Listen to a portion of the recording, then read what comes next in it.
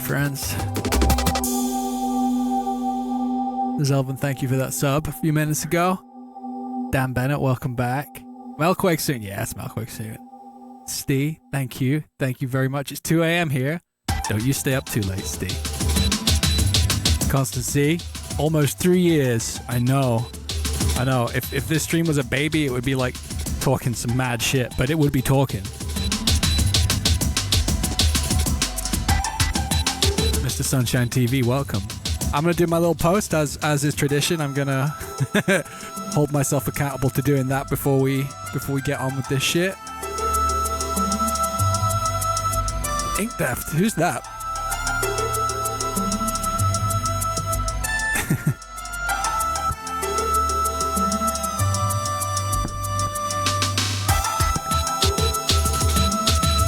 Sorry, you might be hearing some weird stuff coming from my mic. I'm like adjusting it because it's not sitting right.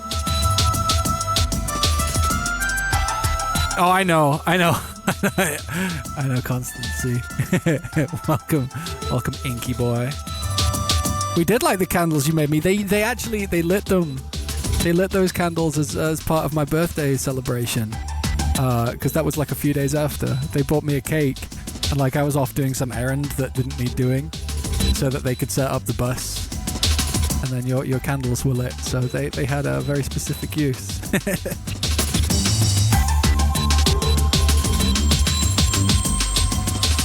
Am I accepting demos nowadays? What does that mean? What does that question mean, Das Record? Am I accepting them? I mean, I'll listen to stuff, but not right now. I accept your demo. I accept and acknowledge it. I don't know. This isn't going to be like a demo review stream or anything like that. If that's what you're asking.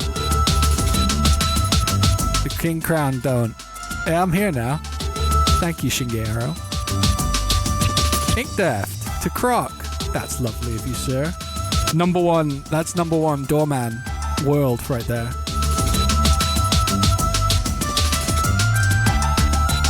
It's me. Hello. Hi. Yes. I almost got. Wait. I'm done. I'm not multitasking very well right now, so give me 2 seconds. I'm gonna just do this.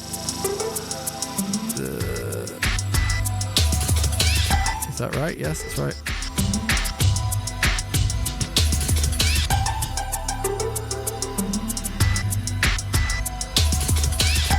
Okay, I'm here. Number one goo gunner. Number one goo master.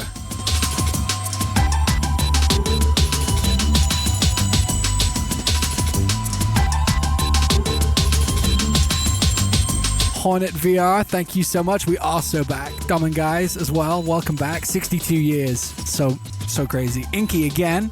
You crazy bastard. The Mech 27, thank you for the Prime. Cecilasso, thank you very much for those 3 months of Prime as well. Mark Lee, welcome back. 58 months. Insanity.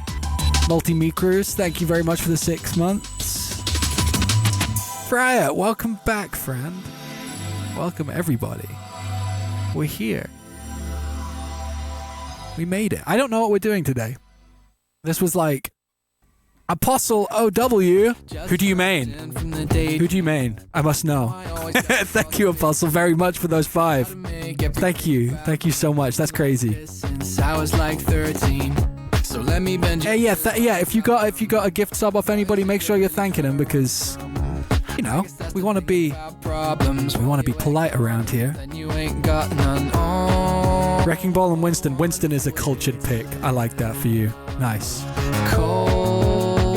Hey, Jeffez. Welcome. Hey, I'm seeing a lot of first-time chatters here, too. Thank you for making the trip over, you lot. I don't know what we're going to be doing today. Today's going to be a pretty unorganized one. We're just going to probably chill and chat for a bit, I imagine. And then I'll probably make some music. I've made some very nice discoveries. Made some very nice little musical discoveries recently. Feeding that void every day. I'm screaming your voice in my brain. It's more than I can. It's your first time too. Welcome, Ginger Kitty Creative. Welcome all you first time chatters. Hey, thank you. You're all very welcome here. We We sit here and music sometimes happens, and we also chat. And sometimes I get on my soapbox about a video game I'm obsessing over. Goofy McGee, welcome to you too. And Shitty Food. That's a good name. Good get there. well obtained.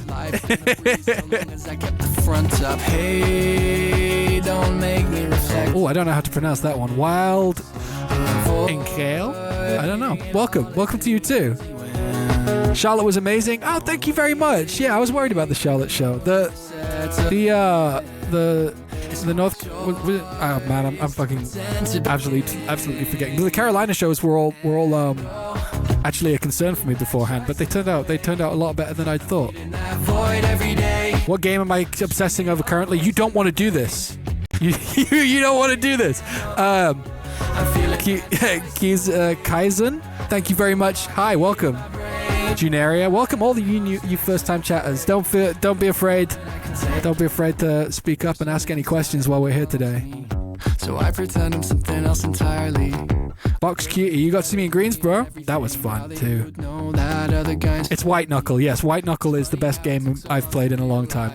White Knuckle is impeccable. I will take no slander of White Knuckle. It's the best game, and that's all that I have to say on it.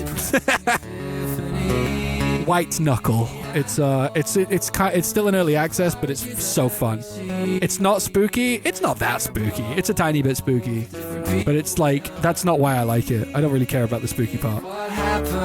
Did I end up playing Ultra Kill? Is it out of early access yet? I don't know. What do you mean 2 years? Thank you, LC9510. Appreciate you. Oh, I missed Death by Toast as well. Thank you, Death by Toast. Austin was awesome. Thank you. A the Sleuth, welcome as well. Thank you. Philly's show was great. Yeah, no, Philly was fun.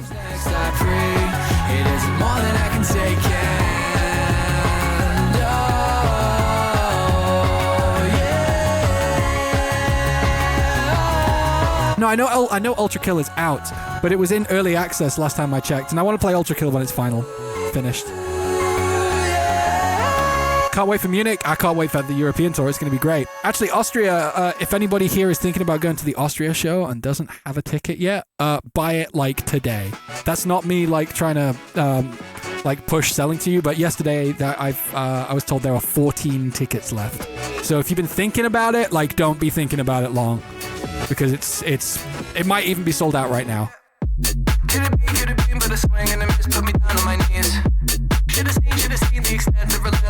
Yeah, 14 tickets left.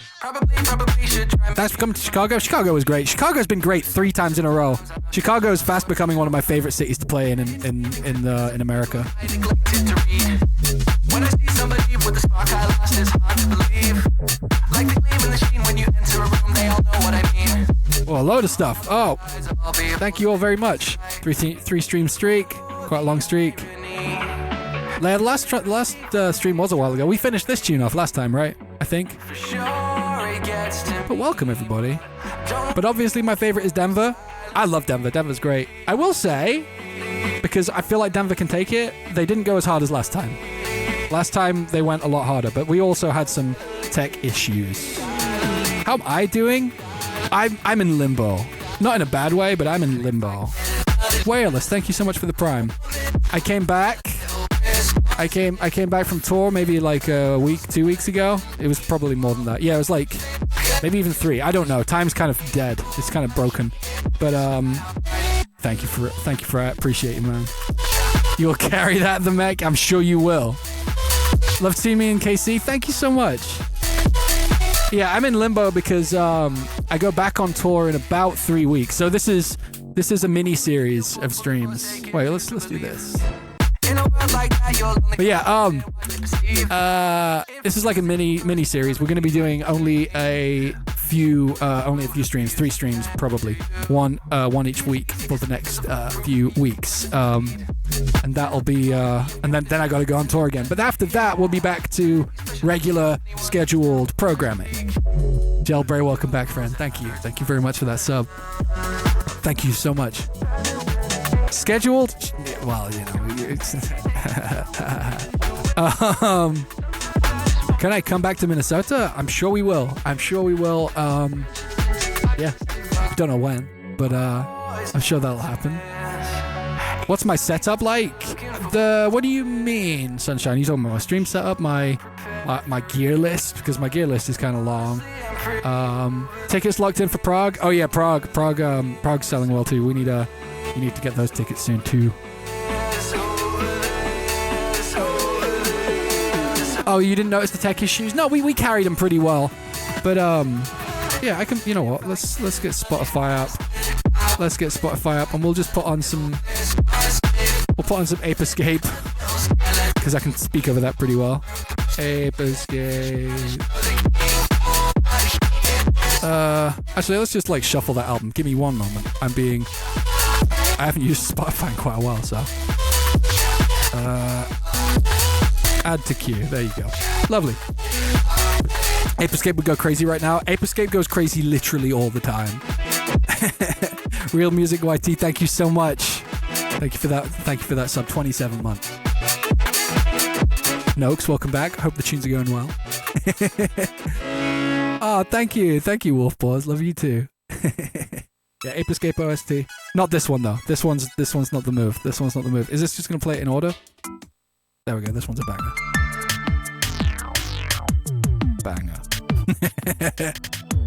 Okay, so what's new? How were things? We did the tour. We did the USA tour. That was very fun and really, really hard in ways that touring hasn't been for me in the past. So I don't know how many of you know about this. When we went out there, we started up in Minneapolis. I believe that was our first show. And during that time, like mid-January, was a pretty unprecedented weather event, like a crazy, crazy cold front. And we were in that for probably about 3 weeks. We were in some blizzards. We were in some negative 35 Celsius degree cold. One night in Madison, we were like on the bus. Wait, let me take this back. Let me take this back a little minute. So we were touring on what's called a bandwagon, and the bandwagon is essentially a converted truck. So like you got a trucker, like a truck front at the front, and then a big container at the back on like the truck bed. Like a big truck, I think they call them a semi truck in the USA. I might be wrong. But yeah, and inside that back portion is our quarters essentially. So it's like a small, almost kitchen thing. No tap, but there's like a microwave and a fridge, and we keep all our food in the fridge, of course, and some cupboards for the rest of the food, and like some couches and a little small table that you'd usually find me at, just like trying to make tunes. And then at the back is 8 bunks, so like eight small bunks, probably about like this wide. So like I guess like 130 centimeters wide, like 3 foot. I don't know in feet, but and like maybe like as you lie on your back, it's only the roof is maybe about this far from you, so it's a cramped little like bigger than a coffin, but not too much bigger than a coffin, and we each have one of those. The bandwagon joke was hysterical. I don't know which joke that was. I don't remember the joke. But yeah. I'm just quickly catch up on some Excite. Thank you very much. Spaces, welcome back. Thank you. Oh, it was commented. Shit, I missed it. Do I plan to release more VIP versions of the songs? If I make them, maybe. I didn't finish the Road to Nothing one. I just, there was something up with it for me, and I didn't want to work on it anymore. And that's the important part. But yeah, so we, that's a bit, actually, that was fun. But yeah, so we were staying on the bandwagon, and the back part of the bandwagon, which is like, yeah, as I say, like a living room and some beds, basically, with a fridge and a TV. That is powered by a generator underneath. And in below a certain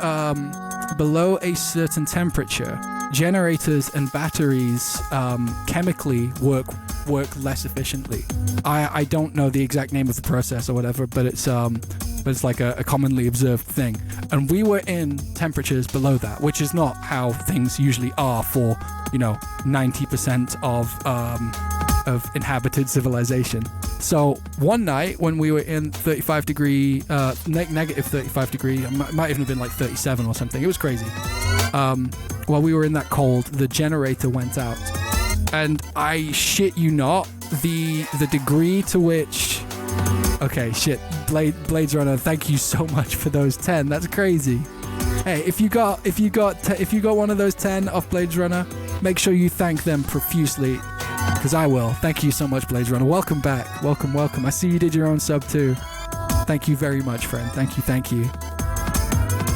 But yeah, so that night when the generator went down, it was kind of crazy because we were like, it was cold in there anyway. We couldn't fully heat the bandwagon against the cold very efficiently.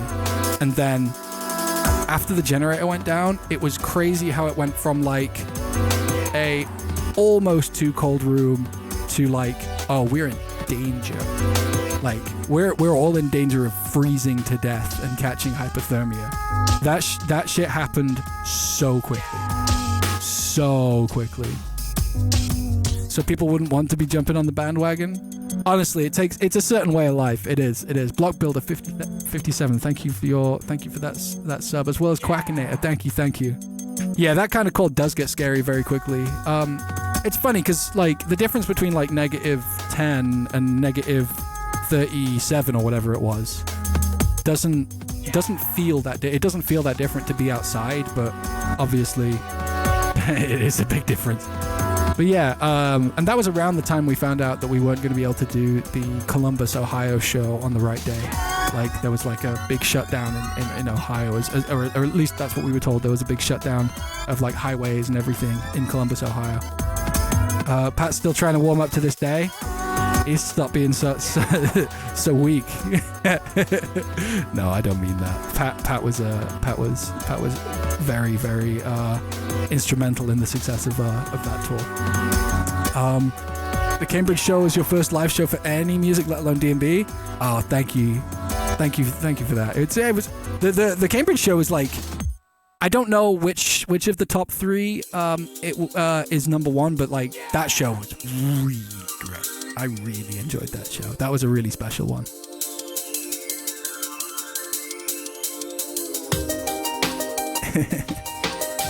Yeah, Cambridge was particularly great. Yeah, that one was like serious.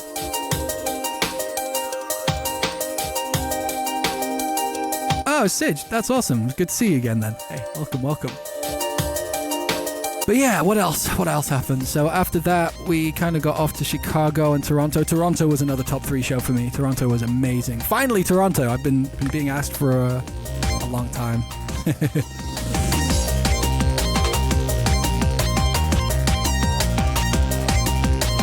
Oh, the 1 minute long clip of My.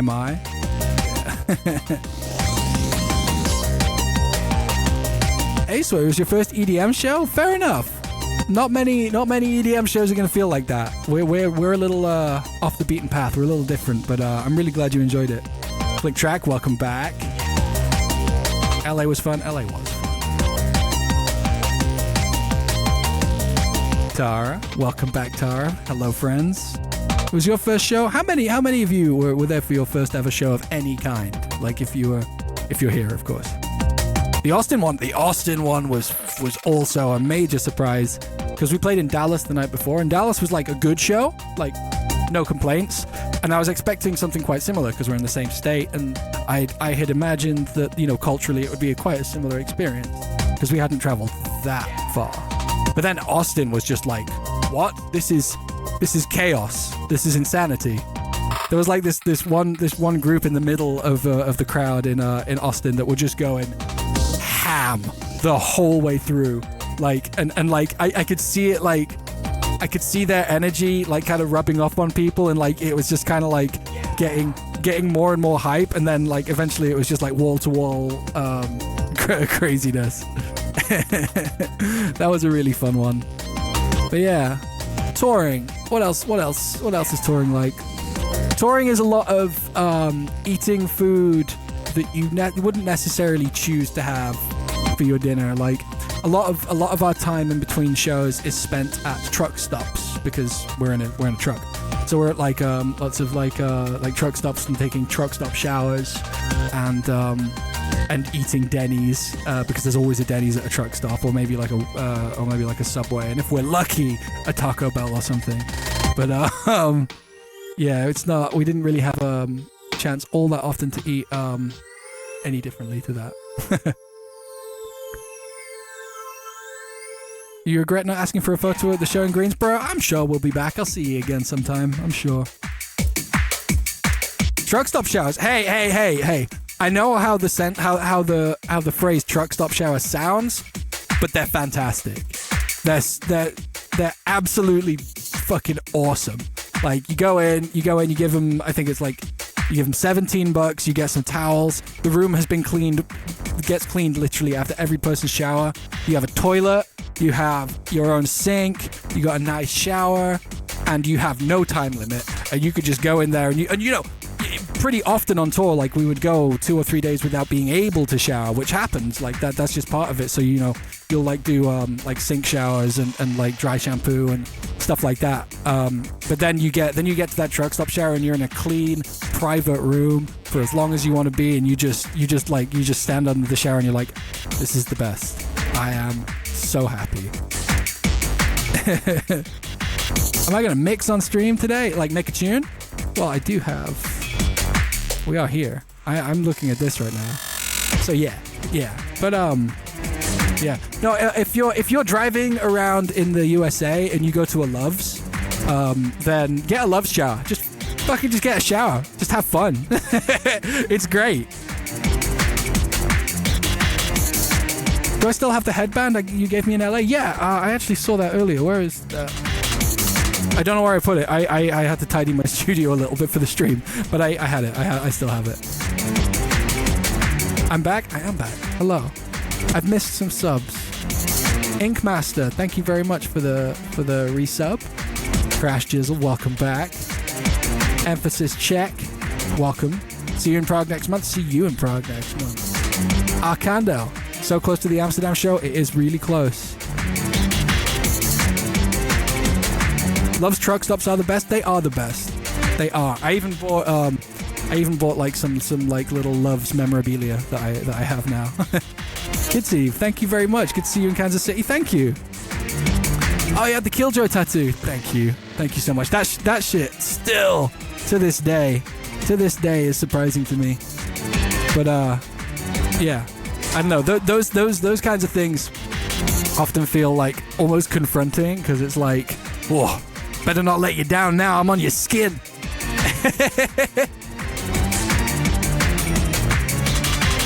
I still need a PO box. I'm sorry. I don't have a PO box yet. I've been meaning to get one for a long time.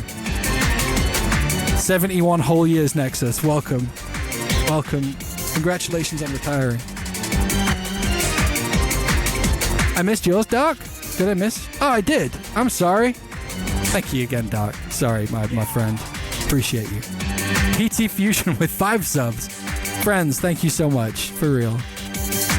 Thank you all very much. If you got a sub off PT Fusion, then yeah, make sure you thank him.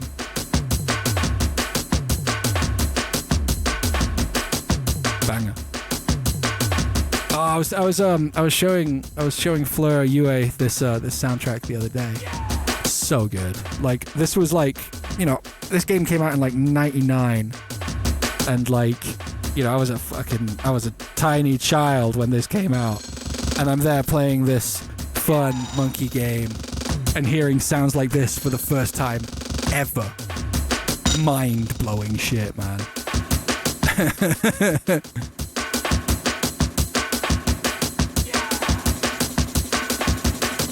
Siva Gunner mashup. I don't know what that is. Let me quickly Google that.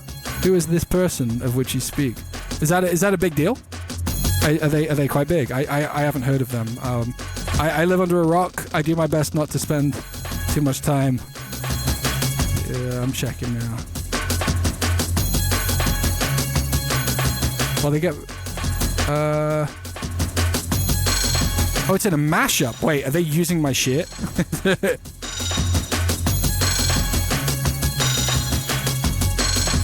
I'll take a look at this later.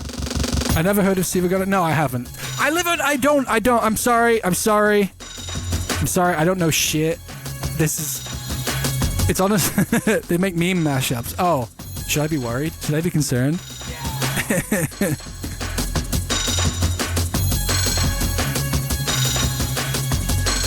Preslin, I don't, which ones did you give me?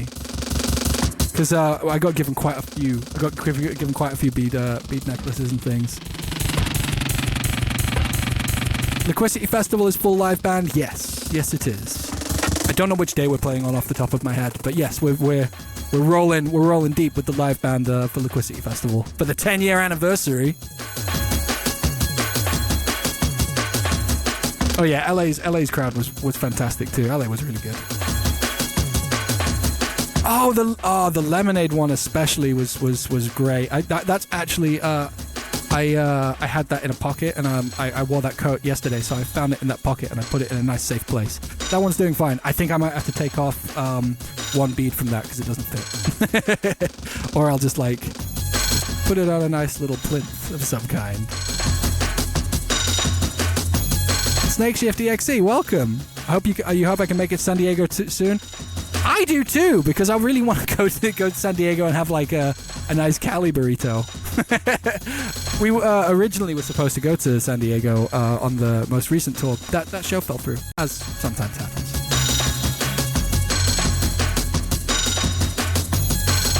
Yeah, the try hard sit down bit, that was great. Do I like receiving fan arts at shows? Of course I do. The only problem with getting gifts at shows is that tour breaks things, and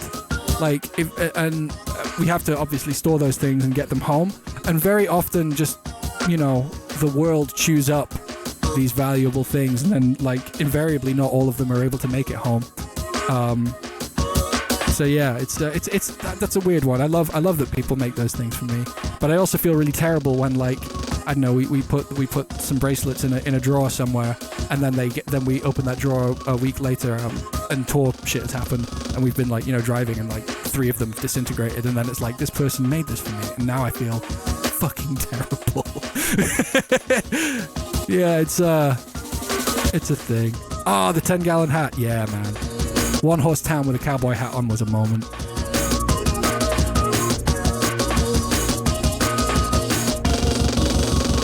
Yeah, that shit was peak. I felt like a true cowboy there with my one horse on the dusty highway. That's how touring feels.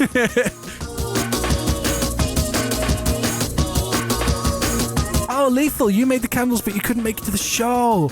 Oh, well. I don't know when we're going to be doing an all ages show near you, but hopefully soon, so that you can make it to one. But yeah, Ape Escape, definitely, Captain Gromit. Of course.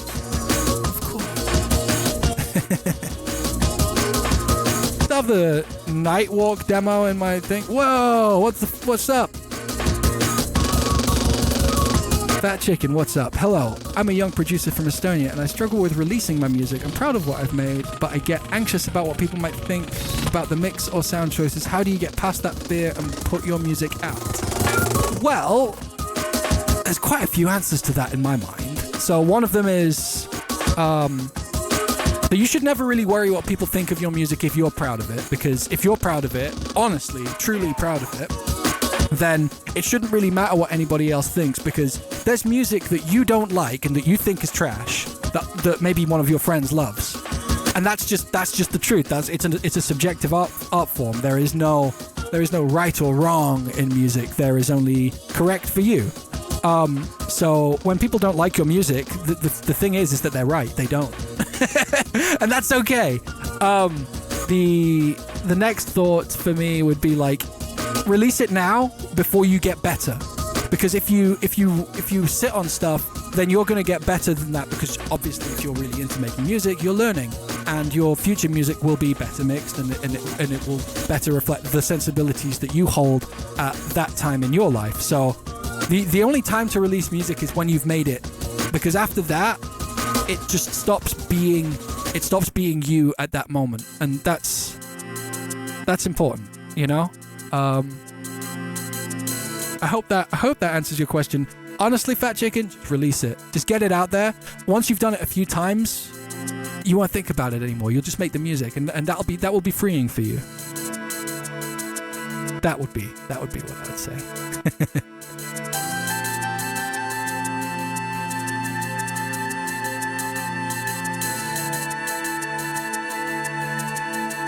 Yeah, I mean, like, you know, obviously, if you feel like you haven't quite got the track right, and you know, if you have a piece of music you're working on and it's basically finished and you're like, it's not right, then you can just hold on to that until you think you can do it properly. And I've done that before. I mean, look at Sunk Cost. It wasn't right in that first version, but it's right now. That's what I think. You're holding on to 10, it's hurting your soul. You got to work out what you don't know how to do then, Dan. You got to work out what you got to do next. Online tour merch store. Tour merch on the online store may not be a thing, but online merch is on the horizon. We're not going to do that. We're not going to really interface with that until we're done with the tours, but I do want to do it. Yeah. 9 Mr. Fox 5. Happy Wednesday, everybody. It is Wednesday, my dudes. It truly is. For now. For 4 more hours for me. Did I miss? Iron Will, thank you for that Prime. Sorry I missed that. And GG Rattled, thank you very much. Oh, and Scan DJ and Dalibor Osu, all 4 of you. Thank you so much. Huge.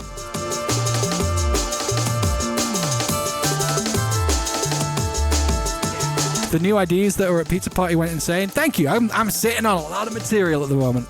Not all of it is stuff that you've heard, but it's go time. I'm fired up. I'm feeling really good about the direction that I'm going in musically at the moment, and the stuff I'm sitting on, and kind of trying to decide what to finish next. But I think we're probably going to be heading into another era of singles. But what I kind of want to do is, instead of kind of like just doing it as they're ready, is just like just hammer it, just go bang bang bang, like just finish a tune, put it into the machine, get it released ASAP, and just keep doing that, chain that for a while. Yeah. Time for album 3 then? No, not time for album 3. I don't know what I want to do for album 3 yet. Like with Killjoy, there was a goal in mind, and with Sunk Cost there was a goal in mind, and I don't mean like a goal for the actual final product, but a goal of like, how do I want to express myself right now? What kind of process makes sense for me to use, and what do I care about most in the music I release at the moment? And then you kind of carry that and go from there, and yeah. And that's how albums come about for me. I'm not going to say this like, I'm not going to give you too much detail on this because I don't want to. But there is an album I want to make that I don't think I'm ready to make yet. I don't think it'll be album 3, but I think one day I will attempt it. The Full House album? No, it's not a Full House album. No.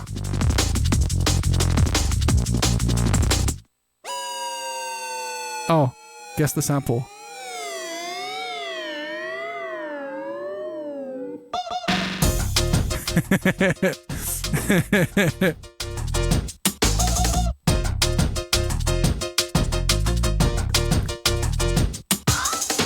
What do I recommend for releasing independent? I don't know. I'm not the guy to ask, I'm sorry.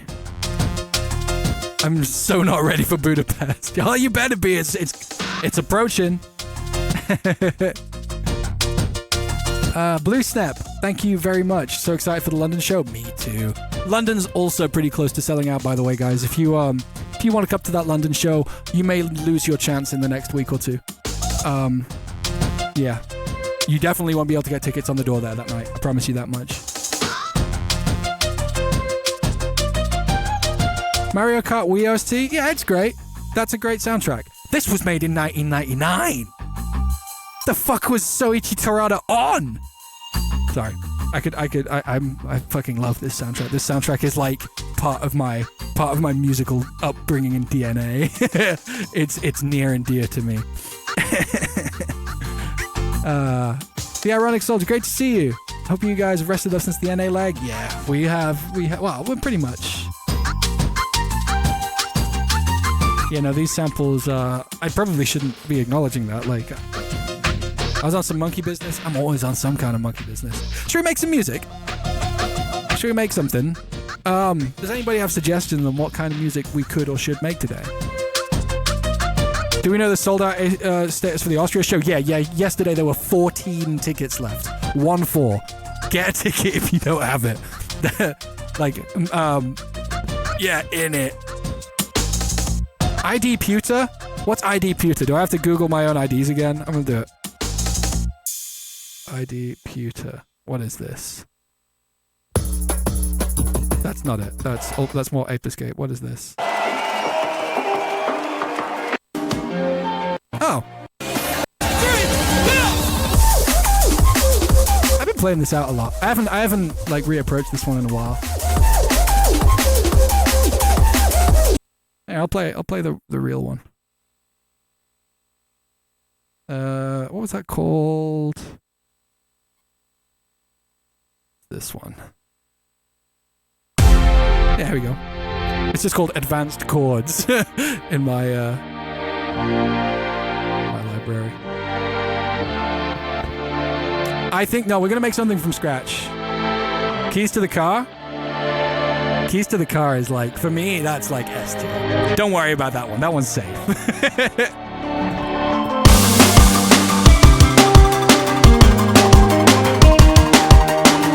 I think I want to reapproach this one.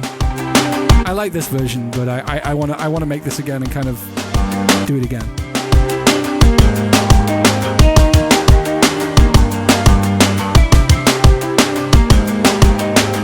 Chords though.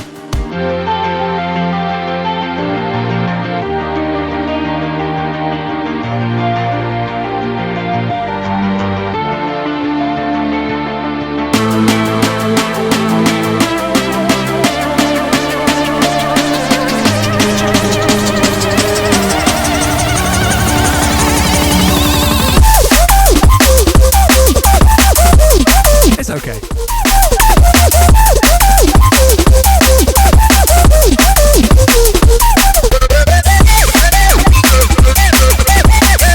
Yeah, it's all right. It's all right. It's okay. Don't keep your shirt on, everyone. What did I make? What have I made recently? I want to play this little house thing actually. Where is it? This one. This is I was struggling to make. Well, not struggling. I was making a lot of music on tour, but struggling with mixdowns a little bit. This is the only one that didn't turn out sounding like shit. Like because we're in a big vehicle. Like I was fighting, even though I have like noise cancelling producing on the Rode headphones. I was kind of fighting the sound of the engine and the Rode. So like the low mids in all of the demos I've made on tour are kind of just terrible. So like they're all like they've all just turned into decent sketches that have rough, decent arrangements. But yeah. This is one I made though on the bus. Yeah. Is that coming through? Yeah, it is. Obviously, only 8 bars of drop, but it's pretty suggestive of what it needs to be.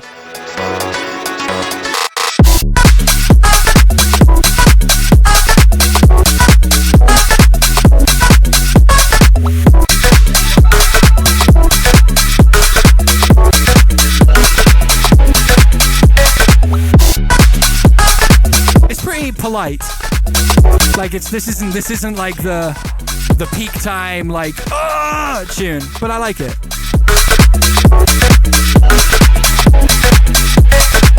It's got a bit more restraint.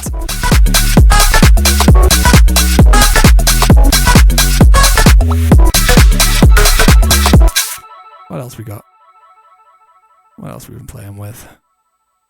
Oh, there's that thing I put on Insta yesterday. Was it yesterday? I think it was the day before. I don't love how this sounds either, but that's okay. We don't worry about that. Can I play the yeah. Oh, Laura, yeah, I'm on that now. I got you. Halo? I've been fucking around with Halo again. Doesn't mean nothing. You know, we fuck around and sometimes we find out that it's not the moment. I do have some ideas for what's that song? Halo. I do have some ideas for it. Halo is finished and it's not finished. The intro is way better now though. I know the aesthetic for that tune. I'm really struggling with the drums on that tune. If we're being completely honest with ourselves. Sneak peek, you want to hear it? I mean, I can play a bit of it, I guess. But the drums sound like ass. The problem is I've boxed myself into a corner because the drums on Halo. Here, let me play Halo. The drums on Halo are the drums on Halo are basically really heavily processed individual mics coming from a drum kit, like from Superior Drummer. So like this is the version you may have heard if you know the tune.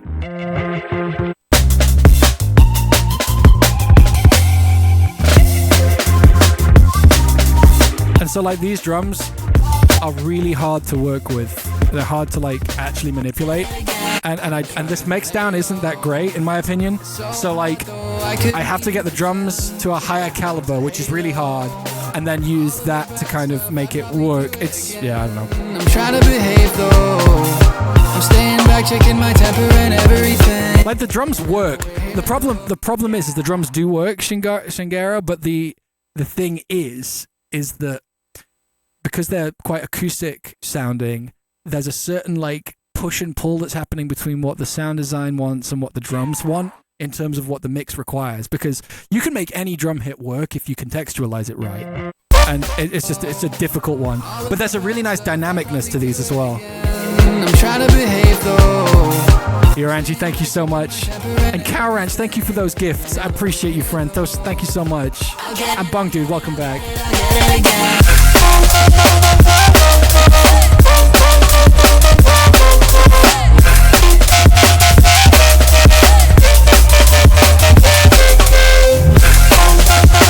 See, like, there's something really right about the drums in this version. And I actually, in trying to fix it, I lost something I liked about that version in the drums. So, like, I'm kind of in this sort of in-between place now. Hey, welcome back, Mike. Thank you for that. Thank you for that gift. Thank you for that gift sub. Oh, no, not a gift. Thank you for resubbing anyway. Yeah, you love Halo so much. I can see it. But yeah, this is I think this vocal might be a bit shit. But where you stay, I want you near. Hi. But you're still oh so far away. To want to know you.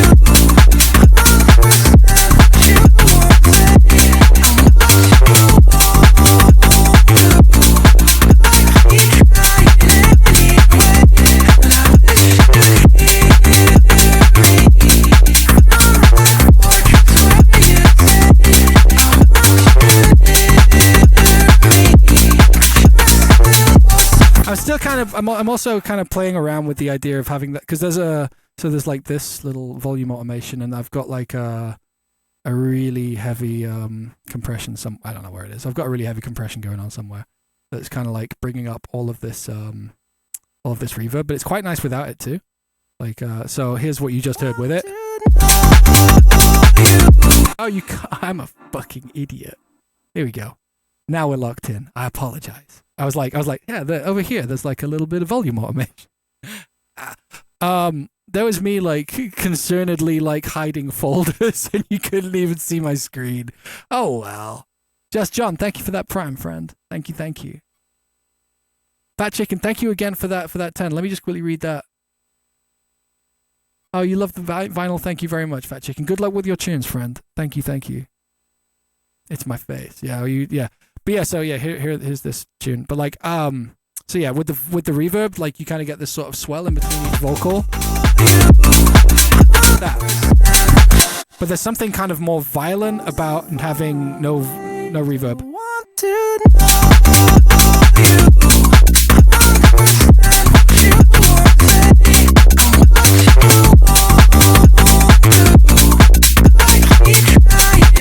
And here it is without any of that shit. This is just the vocal. Oh, you understand what you won't say and what you won't do. I keep trying anyway, and I wish you'd hear me from that fortress where you stay. I want you near me, but you're still oh so far away. To want to know you, understand what you won't say, and what you won't do. Sounds odd in a good way. It's just fuck around, you know. You try shit. Sometimes it turns out good. What else? Gas and Keys. I just mixed again for like the 4th time. But I'm struggling with a section of this one.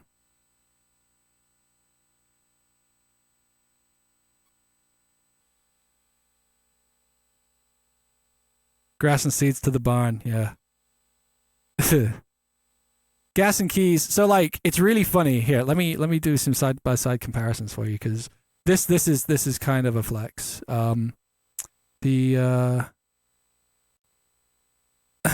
Where's Gas and Keys? Where's the most recent version? There it is.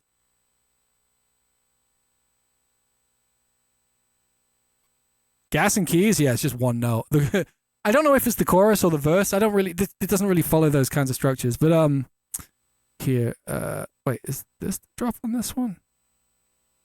No, it's just a really loud build-up. Sick. We love that for us. That makes sense, right? I just gotta wait for it to load. Ah, I got the gas in the... Yeah, it's a silly one. I really like this one, though. What else? What else is around here? Oh, yeah, there's a tune I meant to play in the pizza party but forgot to. I'll just play that. This is stupid. I don't know what the fuck I'm doing with this one, but... Still entertaining Claws Out. I mean, not actively, but I could revisit it at some point.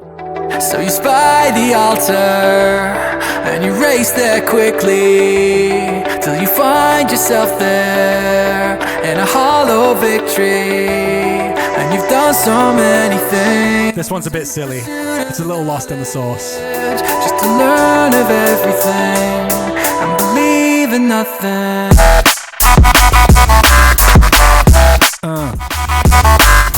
It's stupid.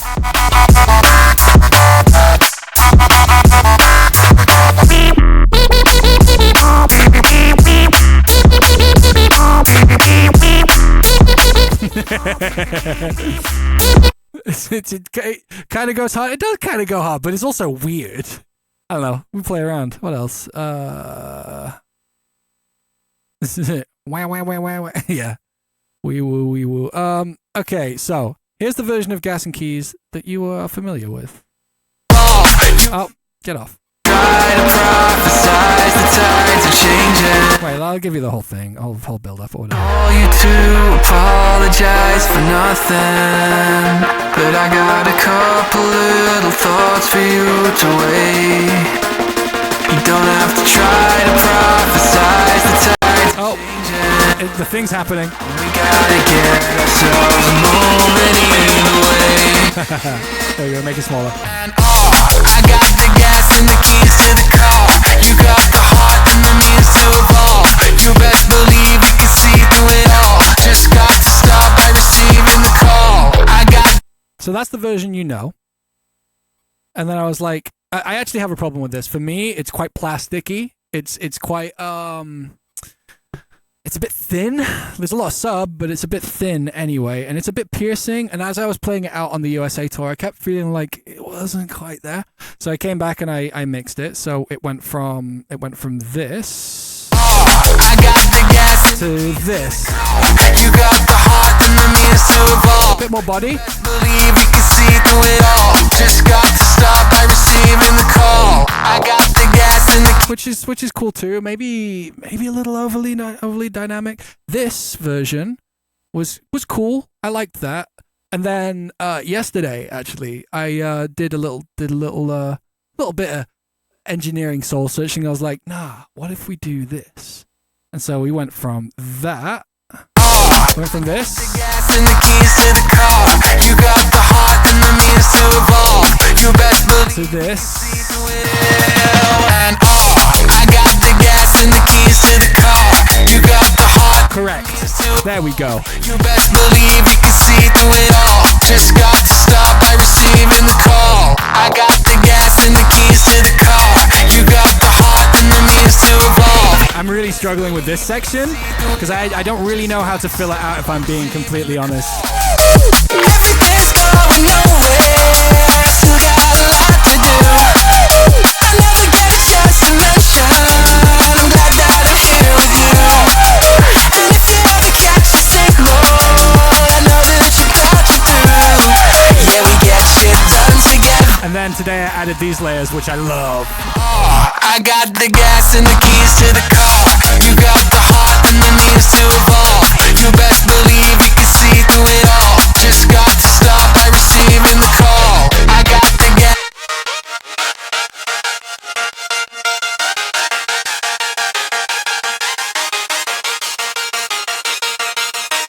But yeah, that's I'll finish that at some point. But yeah, no, it's I'm gonna be honest, I'm on my fuck it high energy arc again. We've been there before. Like, you know, we've had that, but it's rolled back around. Yeah. What else we got? Yeah, but that one, don't worry. You'll know when you know. Oh my god. Fat chicken again. Thank you. What's a genre I haven't made that I'd like to try? Overhyped but not a fan of.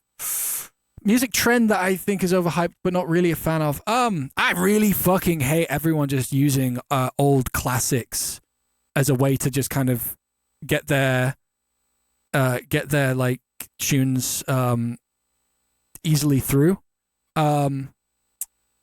But what's the genre? One thing I really want to do is you know what? Actually, going back to the Ape Escape soundtrack, actually, I think it'll be really cool to do what tune was it? Sorry, one moment. I need to remember which tune this was. It might have been this one. No, it's not this one. Where is it? Sorry, I gotta find this one tune from this soundtrack. It's not this one. It's okay, I can't find it. But yeah, I want to do a 4 on the floor tune with a load of breaks on top. That's what I really want to do. I don't know if that's a genre thing, but that's something I haven't done yet that I intend to do. We could even do that today. I can produce for the next like 2 hours before I head off. Keeping on fucking awakens you. I know it does. Keeping on will happen one day. Keeping on's a bit like Moving On or One Horse Town. It's like it's there. It will happen. But you know, when is a good question. And it's not one I have the answer to, I'll tell you that much. Yeah, fake algo? No.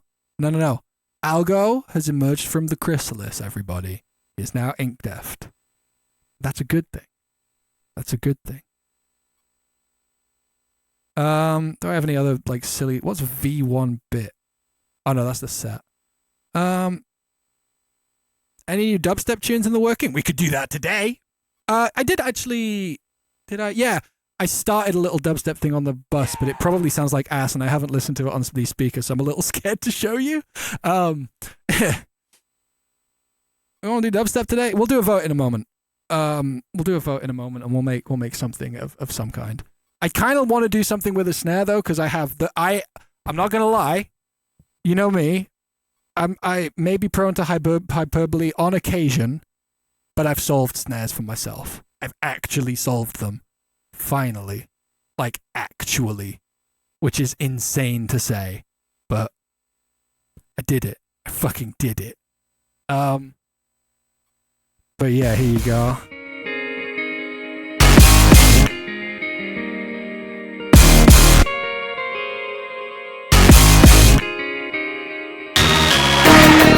Yeah, I've been working on this one too. I think this is sounding correct now.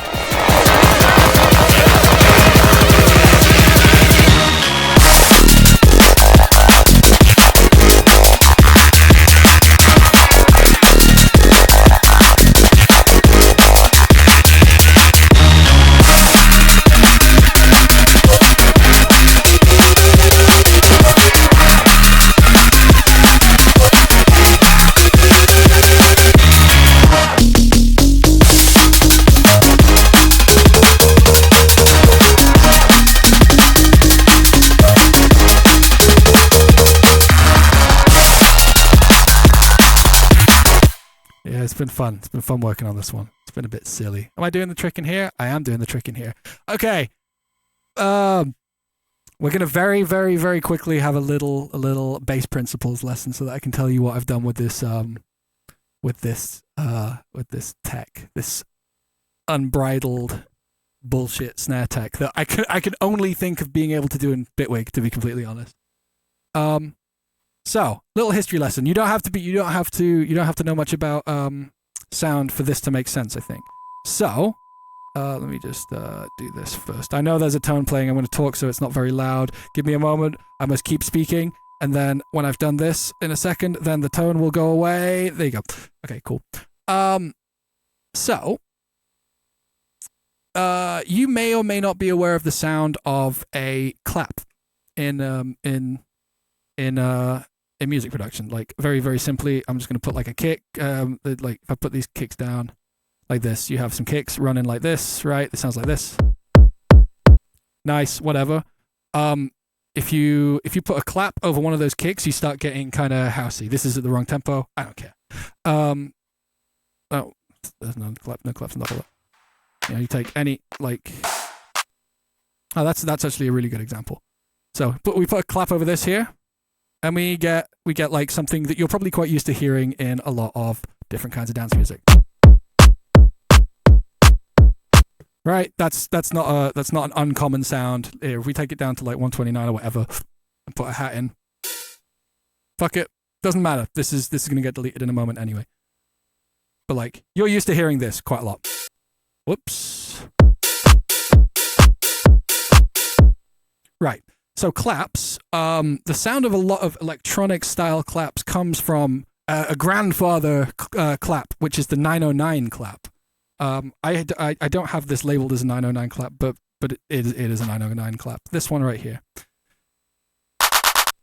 That's like you've probably heard that clap before on numerous records. Right? So if we look at this, you can actually glean a lot of information from just looking at this. And so this is just noise. This is just noise with an EQ and a volume envelope. So I'll do a little magic trick for you here. So if we go here, right here we have our noise. Right. I'm going to turn that up. I'm just going to do this so that it's not really annoying. So here you go. We're just going to loop this over here.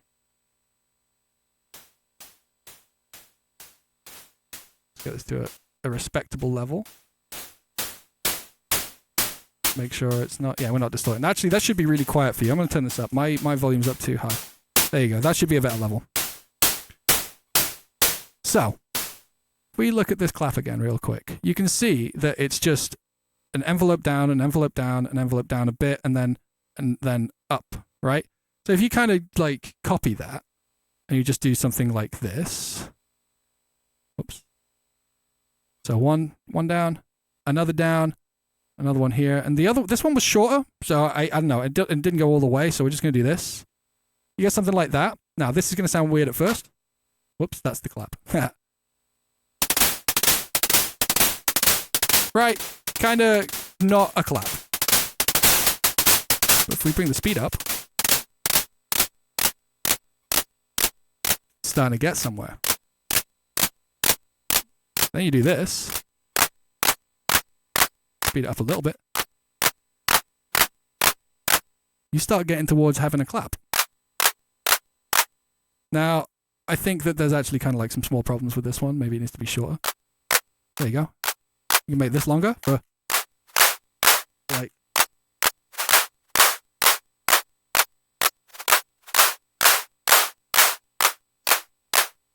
So that's the base principle that I was thinking about the other day. When I was thinking, because I just have a tendency to have a daydream that is like this. But that's how they made the original 909 clap. Like, obviously, this isn't indistinguishable from that one. It's not perfect, but it's a good place to start.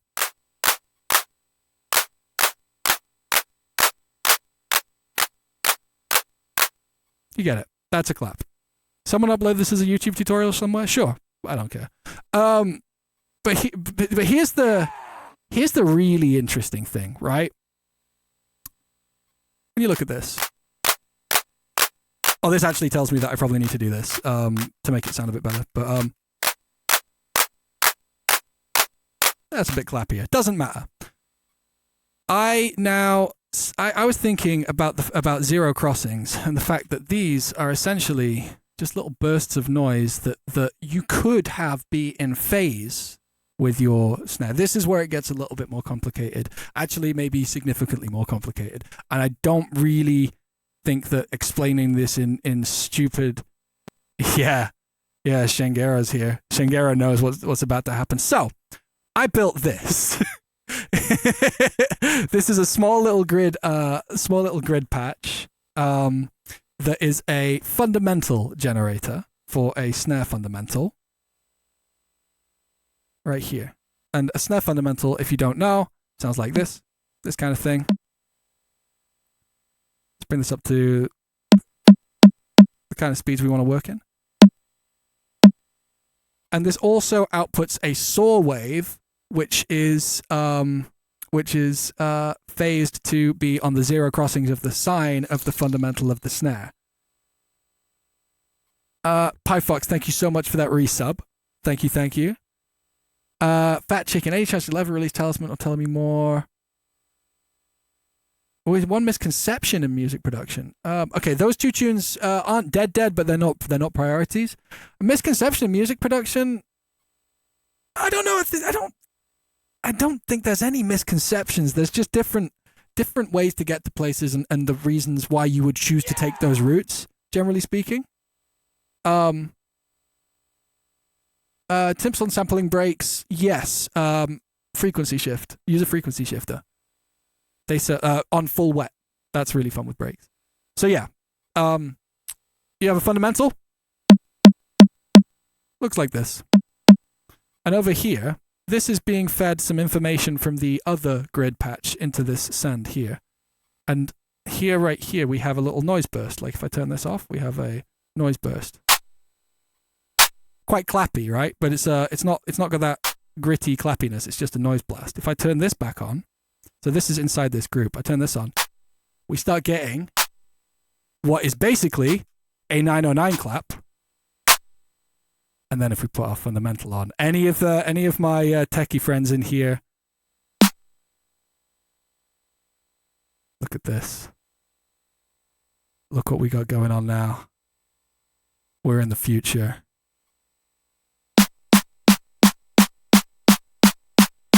These are on the zero crossings. And the most insane thing about this being a group is, let me get the level back up, sorry. I can choose any snare in my library. Take an 808. I put it in here. No EQ. No EQ whatsoever. Whoops. It just lives with it. Do that one too.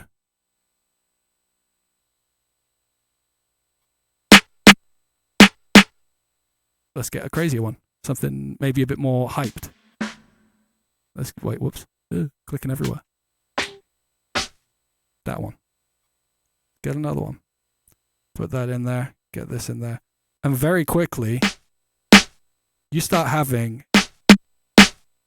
a very usable snare. Or like even, if I take like a very finished sounding snare, like this one. I use this one quite a lot. I really like this snare. And the crazy thing is I can change this fundamental however I like, and the information that it's sending to the other channel. And this is before even low cutting that snare sample. Like this is two fundamentals playing at the same time with just a very specific type of sidechain ring mod. But like the fuck? Every single time. Like different snare. Give me a different snare. Same fundamental. Let's go with this kind of shitty one. It's only ring modding it. There's nothing between aside from a low cut.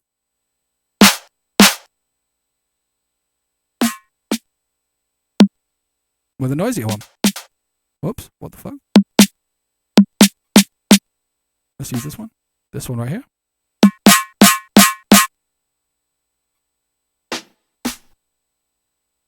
And it got me thinking, why does this work? And I think I have a theory. So when a snare, when you hit a real life snare drum, right? There's the skin on top. There is like the drum itself, like so like you've got a fucking, what is it? So you got the skin on top. There's the casing, and then you've got skin on the bottom, and there are wires that sit on that. That's the noise you're used to hearing from a snare. And I realized that they only happen once per full sine oscillation. It's not a case of ring modding to just the zero crossings. It's actually only happening as the skin goes down that it would hit the snare wires. So you should be getting it only once per full sine oscillation, not in the zero crossings. With the high end, sorry, is what I mean. Makeway HQ. I do love Bitwig. Shamelessly. Do I have advice for complete beginners who want to mix music? Yeah, don't listen to anything I'm saying.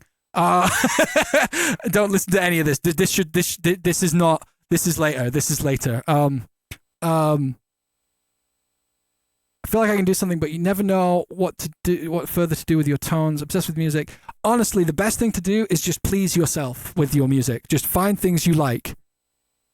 Just find sounds you like, put them together, make music that makes you smile and makes you happy, or that makes you feel something. And you will get better and better as you go. You'll learn more things. Download sample packs, use samples as much as you like. You're going to find yourself through it. I don't think that the best way to become a music producer is just to boot camp yourself into being an engineer. It's better to be a musician first. That's my opinion. So I honestly just interface with music. That's the best thing to say. Yeah, and if you have any friends who are into it, get into it with them at the same time.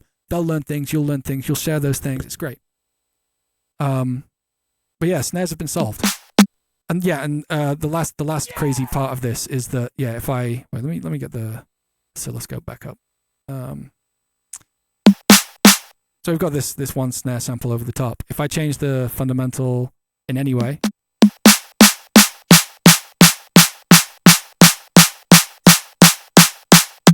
it all stays there. Like it stays in phase because all of this information is also going to this sawtooth, which is part of the output, and then there's like a graph transform that is being used to ring mod it to do the thing that it needs to do. Solving snares like string theory. Honestly, like when I first tried this and I put the first snare sample in without low cutting it, I was like, no. It was like fucking like looking into the fucking analysis materials of the Hadron Collider and seeing what we always knew was there. Like that's what it felt like. Oh yeah, like that snare with a fundamental. Why not? That's kind of horrible. But to be fair, I did kind of ruin the fundamental. Let's fix this. It works. It's not fantastic. Welcome back, Ari. How you doing? Doubt other producers are doing this. I think that doing this on such a base level, I think that the one oscillation thing is kind of a thing, and like honestly, because so many other people do use so many crossover based plugins, and that's part of their whole route to the finish. I don't think that many people really care about phase in the same way on a sort of like clarity and purity level as I do. Not that no one does within dance music. Just I think it's an often overlooked ingredient of the makeup of your sounds. But the thing that is really cool about this is that no matter what happens in your master, like the mid range information. Let's just kind of like actually make one real quick. So like, you know, I'm gonna pitch this up a bit. Like, yeah, that's cool. And maybe like we'll get like a kind of fucker going in. And like something bright like that, maybe. That's kind of horrible. You know, I'm gonna undo all the changes I did to this fundamental because fundamental generation is often like a little bit of a. There we go. That should be good. Right. So like, that's a nice one. We'll do that. And this. And yeah, cool. Just like a weird rim.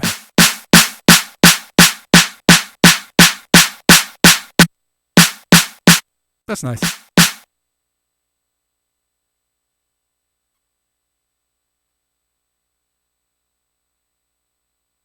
Oh, amazing, Narcolepsy. Thank you so much. Thank you for bringing that.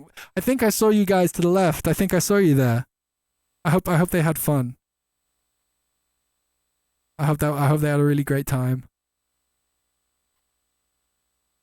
Oh, you gave me a plug. That's awesome of you, man. Well done. And thank you for the prime, friend. I appreciate it. So yeah, one last thing about this is that no matter how much you distort this, as long as you're not doing like horrible crossovers, but like, you know, we've just like, we're gonna just soft clip it. You're always retaining the mid information, and like as I want to, like you can. I'm also choosing how quickly it stops doing the RMing. So like, if we want to RM it for longer, like that, so you get like more, like it gives more way to the fundamental, or we just do a little at the beginning, where you gradually bring it out.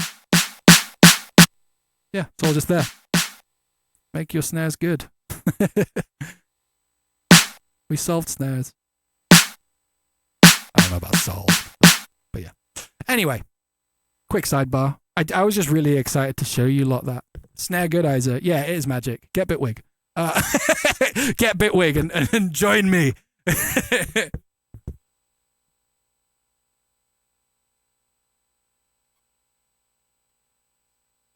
Okay, what should we make? I got like 90 minutes to 2 hours unless we end up really on something special. So, biggest Bitwig shiller. I don't even get paid for this shit. I just think that this is the best shit. I just do. I do just think this is the best. I do think that it enables the most shit to get done. Bitwig 6 is out. Yeah, it came out like a week ago. What we make him? You know what? Let's drop me some suggestions. I'm gonna put on some music, and then I'm gonna go for a quick pee break, and then we'll yeah. So drop me some suggestions. We'll put a poll up. So garage, I like that. Okay, let's make some garage. Okay. Question: what do we make? Garage / speed house kind of vibe. What else? 90 BPM? 90 BPM, like some kind of funky sort of hip-hoppy shit. Like I'll just call like off. I don't know. We'll call that kind of like hip hop / glitch hop. Something kind of like sort of sample flippy vibey. Lava vibes, raw tempo. No raw tempo. I'll just do dubstep. And I'll just throw D&B in there as well. Is that good? Anything else?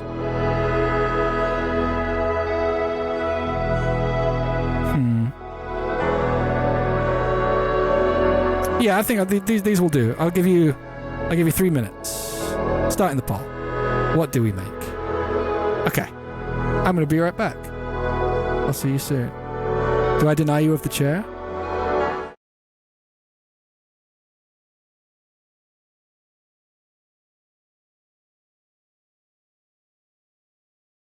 It's a full screen chair for you. I'll even get him undressed. I'll be back in a moment.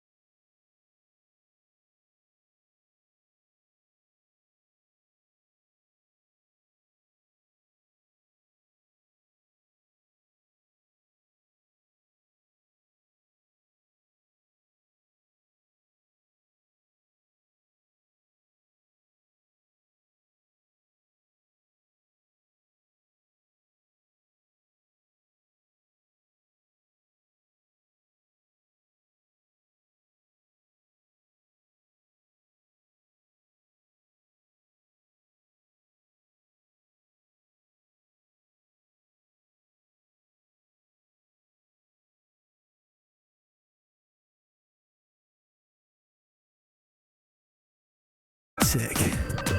Love that for me.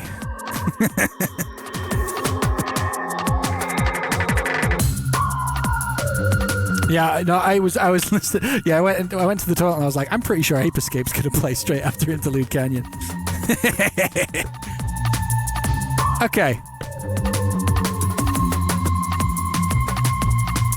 It's gotta breathe. It's gotta breathe. Cass, welcome back, friend. I hope you're doing well, man. Welcome. 72 months, fuck. Professional 9-year-old, welcome back. Carlos Darksman, thank you very much. Cicada King. Fucked that one up, didn't I? Thank you. Rapidly approaching 2 years, thank you very much.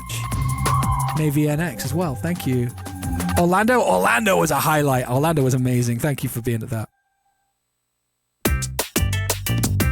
Virtual drums don't break like the one in Grand Rapids?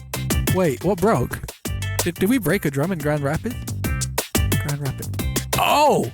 Is that when the cymbal piece, like, flew at me? Wait, I still have that. Where is it?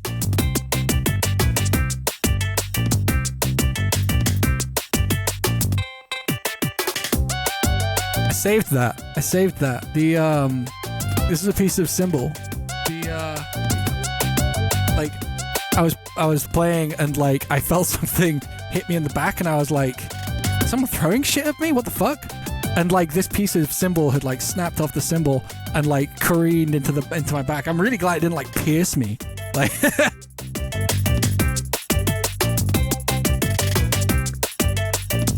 looks like a nose.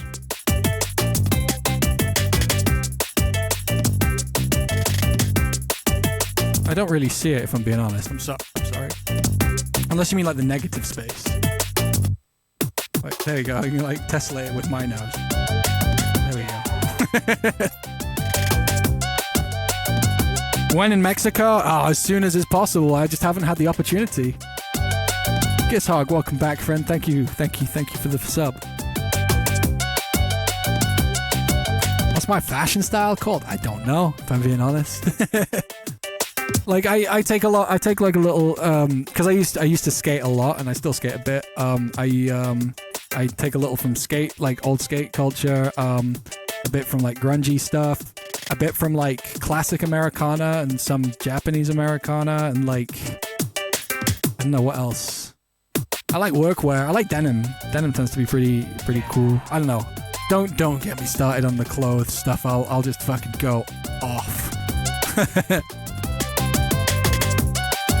All right, we're on a speed garagey thing today. Right, I'm gonna take off the rings. They're feeling uncomfortable. Right.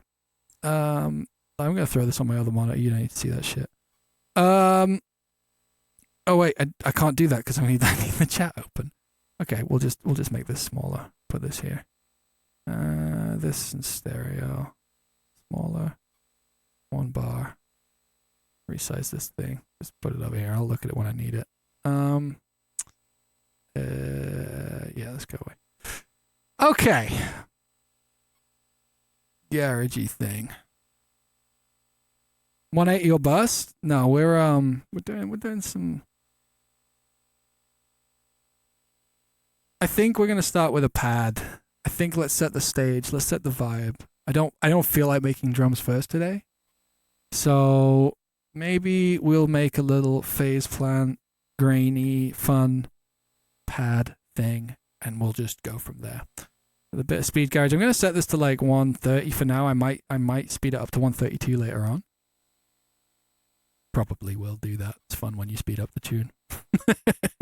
All right, let's get a tonal sound. So this is something I do sometimes just to kind of set myself up with some, because starting a tune can be weird. You just need to put something down, and if you make it something kind of interesting and intriguing, then often your brain will trigger to fill in those gaps. And hopefully, when I put this down, it's like, okay, that's what's next. So let's find ourselves a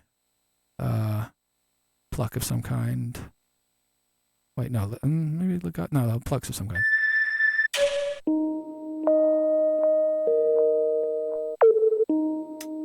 This one.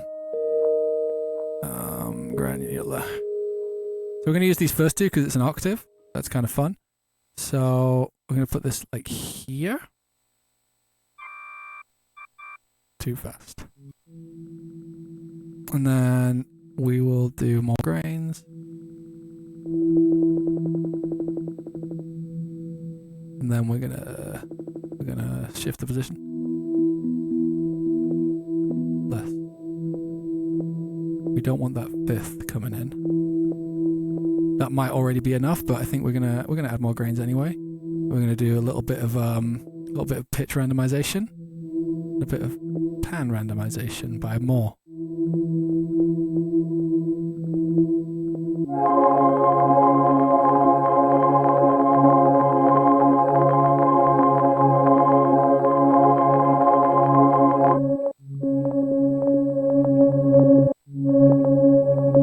And then maybe reverse percent 50.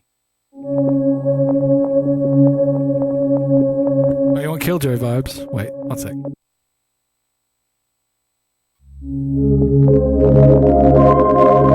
That's 2.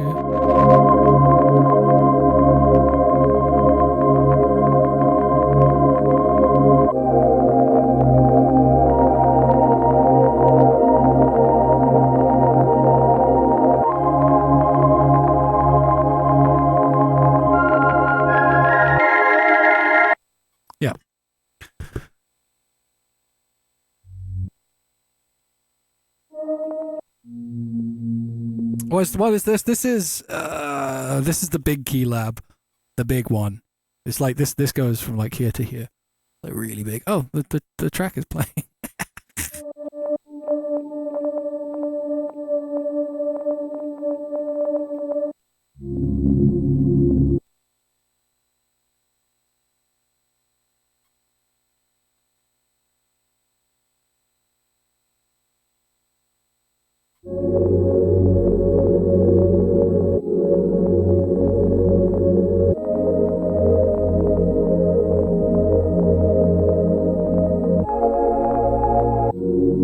I like that. That's what we're gonna do. What was that note?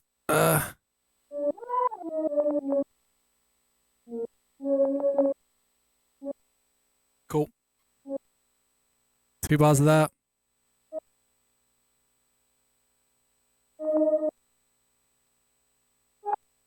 Okay, we're in G minor. I'm just gonna click this in because it'll be a little bit easier because it's just block chords, and we're just gonna put this down, and then I'm gonna maybe add some more layers to that grain. But so we want. Oh, I also haven't tuned it, so we're not actually in G. I need to fix that.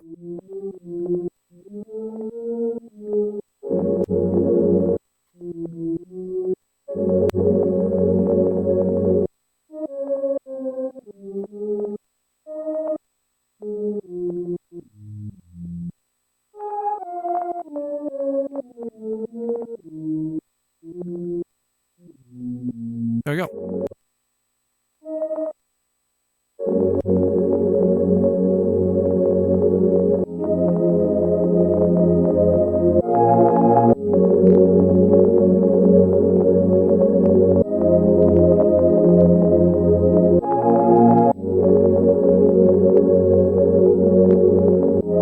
All right, let's quickly check what key this actually is in, because there's an easy way to do that. We can just have like a wavetable. Okay, where is that again? I haven't used Faceplan in a really long time. Is that? Oh, you just? Oh no. There you go. Too low. We're taking it up a couple keys. 1 more up. It's distorting.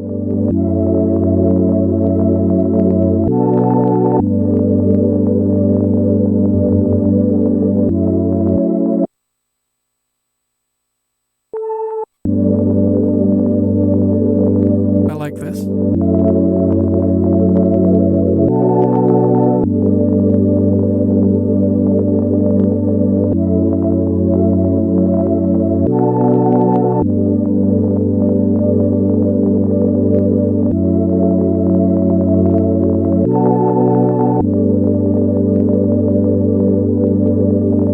Actually clip wrong, or is it just the sound? Oh, sorry. I know that it does this crazy thing sometimes. I can't help it. Okay. Let's give this a little bit more texture. Something with like a bit of... Oh, that might do it, actually. Yeah, the crunchy clipping, even when it's a single note. It's not a single note. But the reason it's getting all that is like it's the attack on the, so the original sample is this one here. It's the attack on that second note pitched up. That. Yeah, I haven't got a new capture card yet, but I've been intending to, and I will, promise. We can delete this group.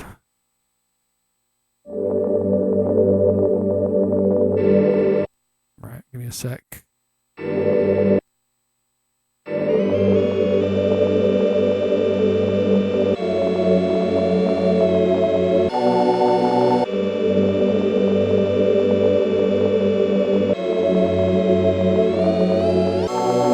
Maybe we do this inharmonically.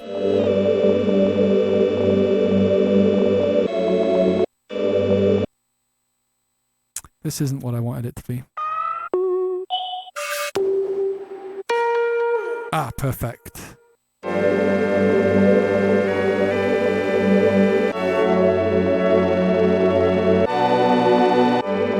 More length.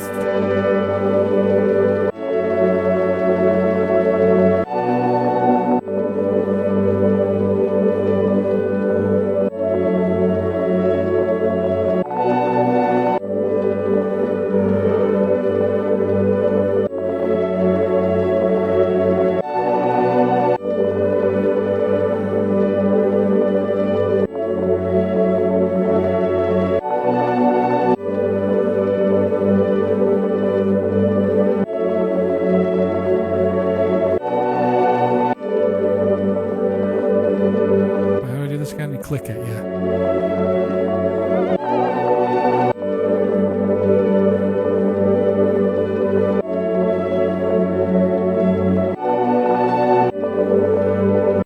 Alright. Oh, whoops. Let's EQ it a little bit. I think it's a bit mid-heavy. Yeah, it's very mid-heavy. I'm just going to smiley face this thing.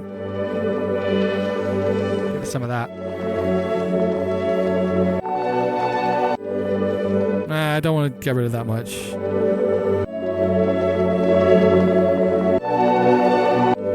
Delay will go a long way with this. Bit of clussy.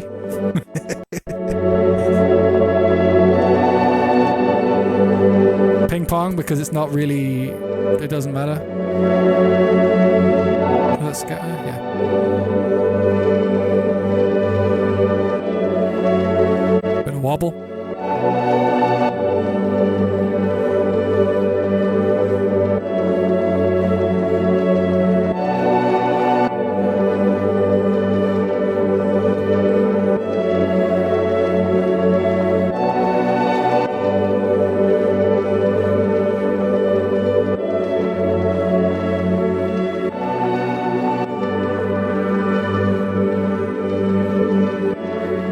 Maybe compress it a little bit, but like softly.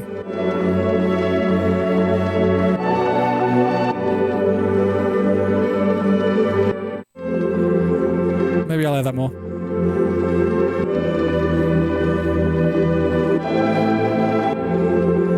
I do.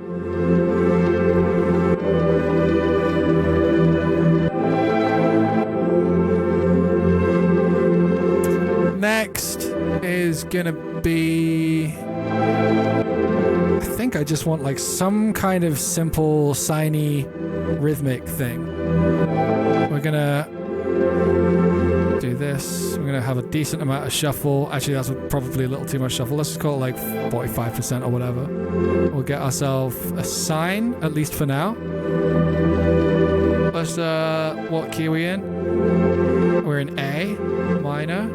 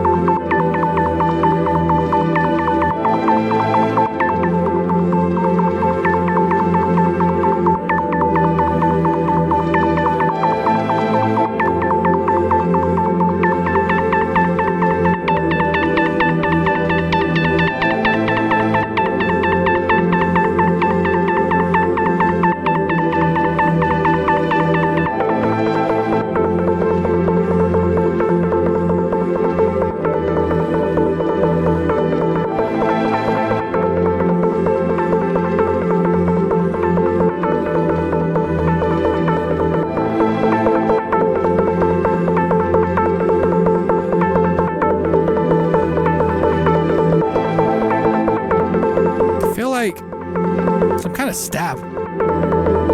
Maybe make one real quick. Maybe do like something kind of similar, except we make it a stab. So like another phase plant.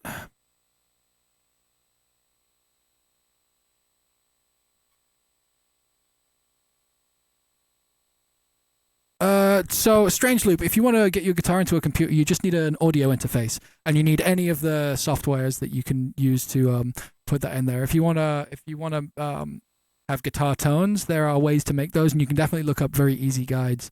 And there's a lot of free ways to get guitar tones going in your computer.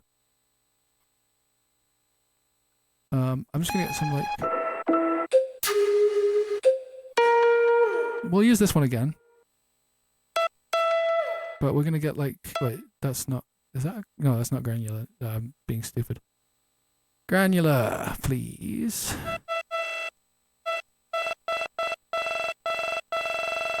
We're gonna make this. This is gonna be a little different. What note is this? Wait, sorry, one sec. I have to check this. This was an A sharp 3. Okay.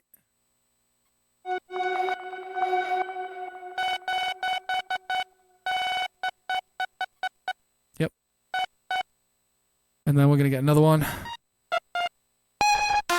Something like that, maybe. Something silly. Do the same thing. More grains, just like less length.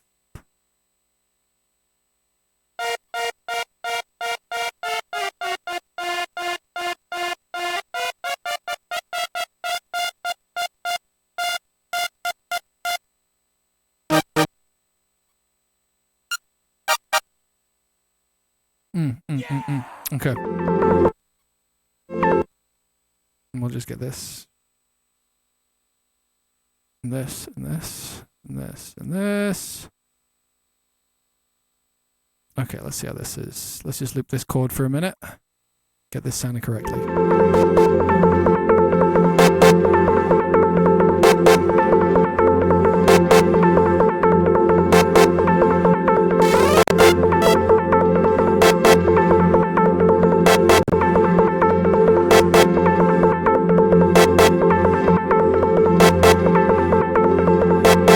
So we EQ it quite heavily. Give it a load of 1K. More. There we go. Another one here. Yeah.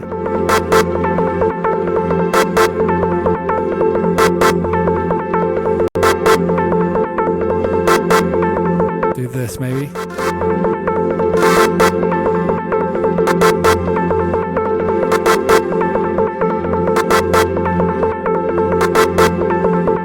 Like that.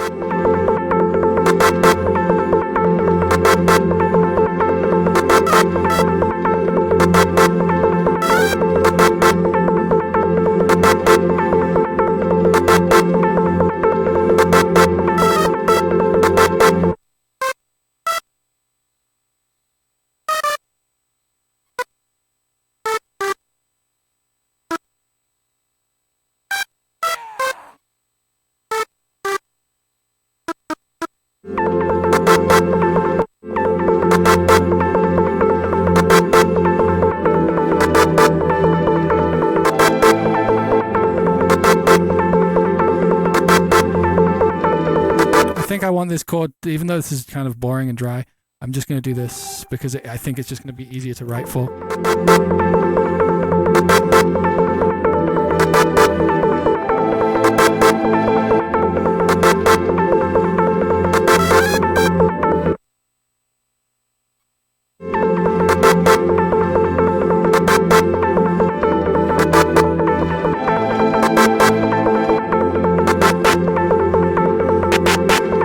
Too much. It's almost not tonal. I kind of like that.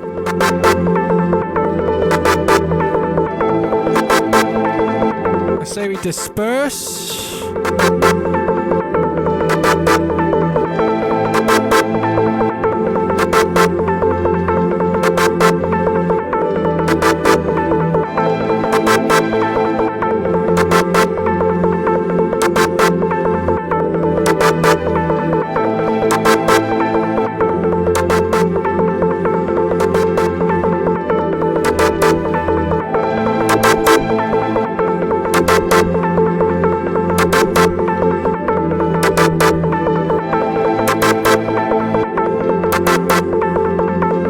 Click. Yeah, no, we're gonna fix that. Let's see how loud it actually is. Yeah, it's not that bad. I might just saturate that out of it actually.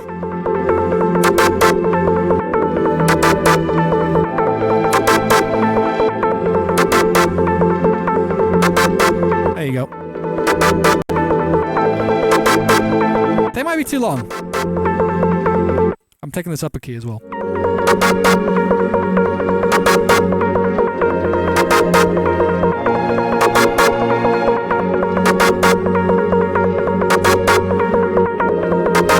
I like this key too.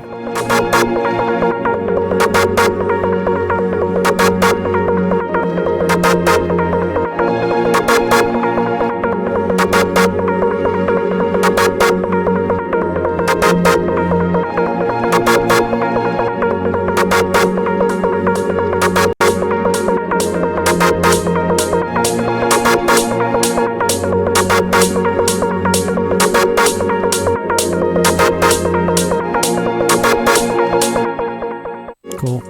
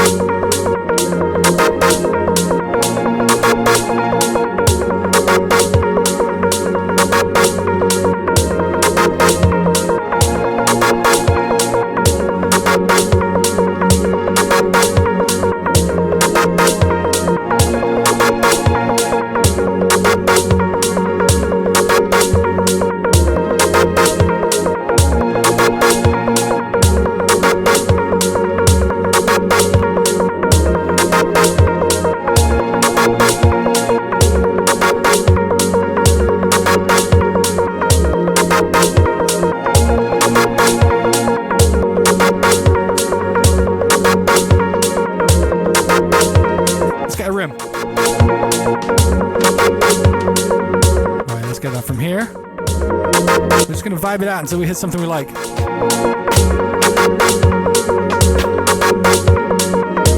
I like that. That sounds nice.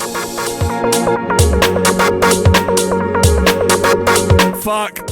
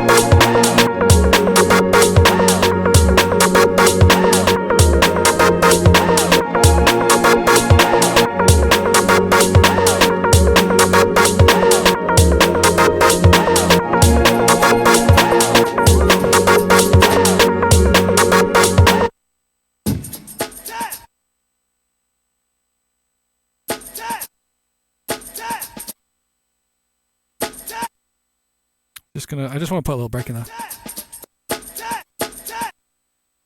Doesn't really have to be all that in time.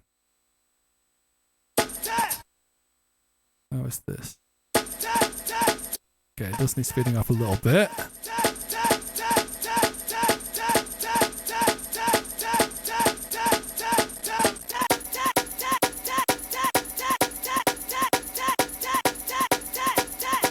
A little slower.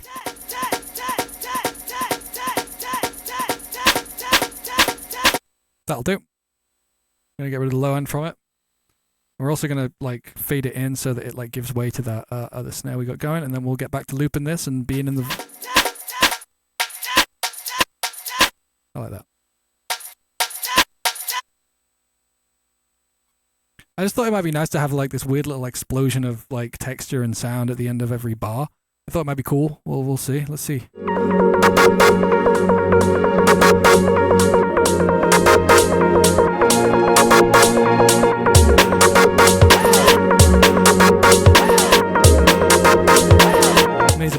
Needs to be a bit faster.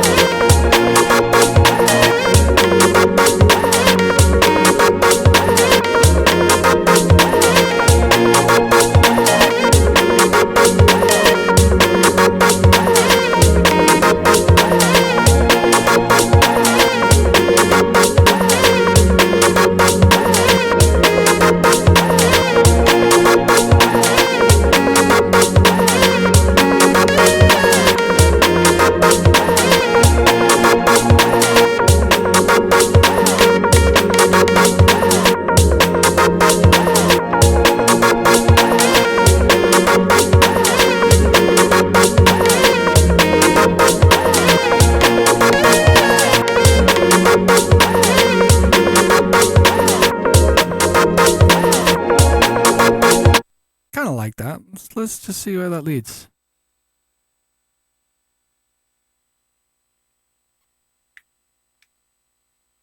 Dude, I would love to make a game for music for a game like Expedition 33. Obviously, like not Expedition 33 because they kind of like settled the aesthetic with that whole soundtrack, like the kind of violins and pianos thing. But I feel like I would love to do a whole narrative games soundtrack, like, and be able to go to those different places without having any other reason to, without having anything other than just like the music is setting the tone. I like that idea.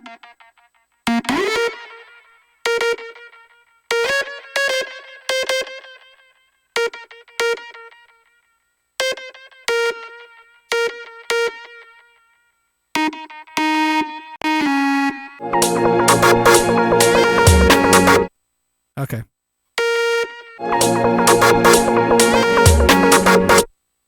Yeah, Renoir's theme's beautiful. I will say there's some incredibly beautiful music on that soundtrack, but I don't think it's that consistently good.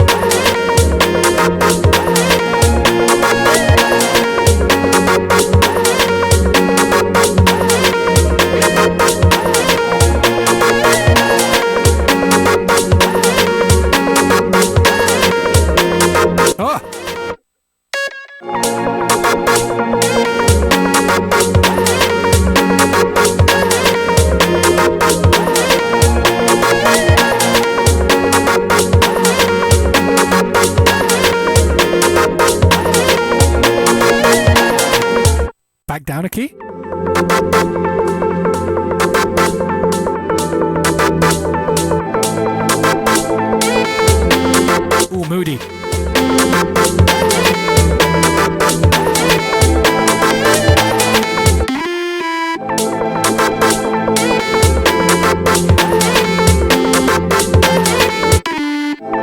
That might be nicer.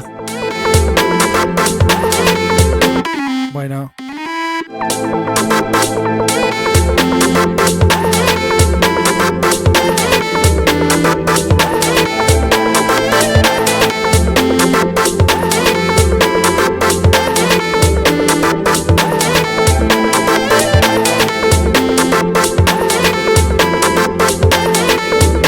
Don't know if I'm entirely sold about the low part. Like, I like this one, but I also don't. Like,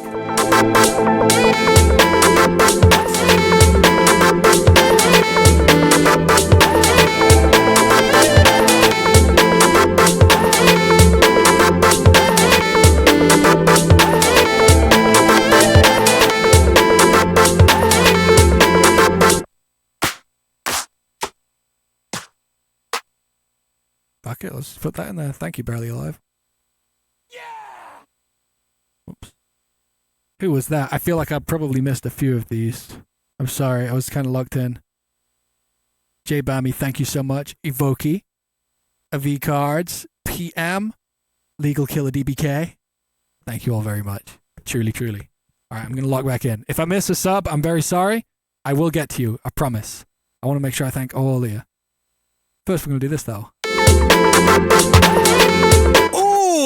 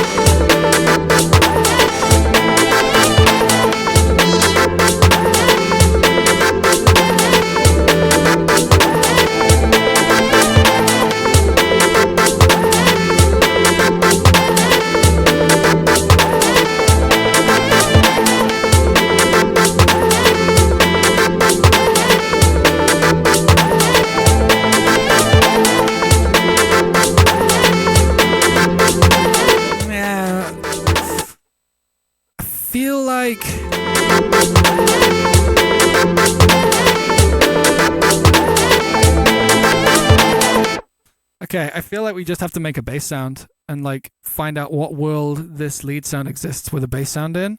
So we're gonna go here. Alright, so we definitely want to be hitting a bass hit here and here. What's this first note? This is an F. So F, E, A.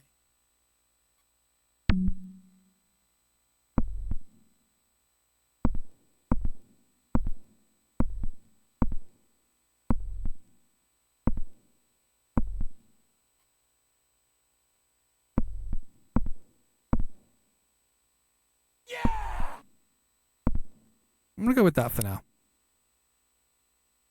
Let's see what this is like.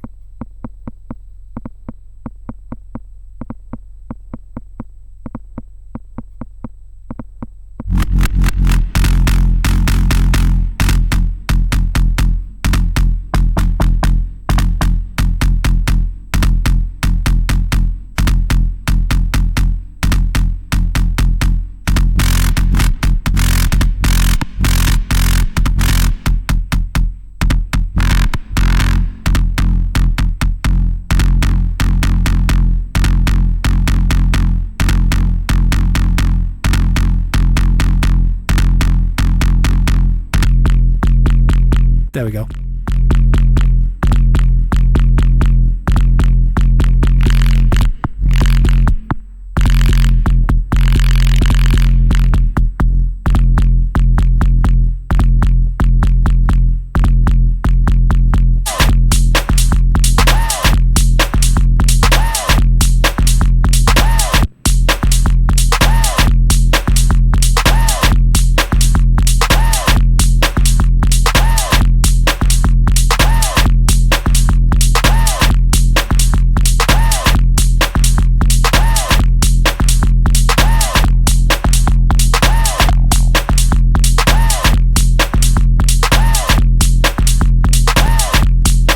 do a little parallel bullshit.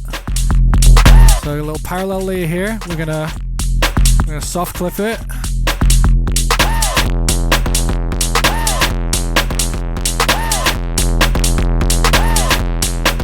Yeah, something like that. This is a bit like that thing I do with mastering. Sometimes I'm basically just doing a big distortion on it, then I'm doing a linear phase EQ here. And we're gonna add some of this bullshit. Yeah, something more like that.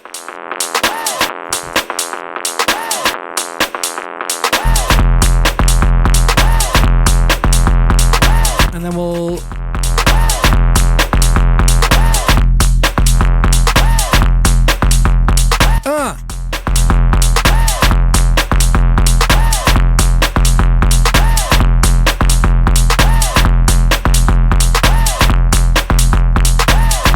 Now we have a question. Is this like a broken beat or a house thing? And just as a just to kind of show you, is it going to be more like actually I'll get my good kick. I'll get my fun housey kick out. So are we saying this tune is going to be this? Obviously it's missing stuff, but is it going to be like, or are we going with something more like this?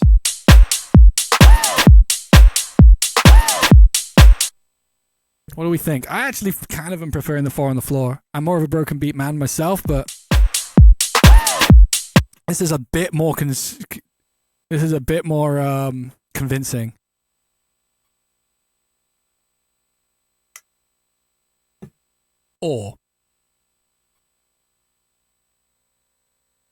Or we just fucking throw all of that shit out and we do this.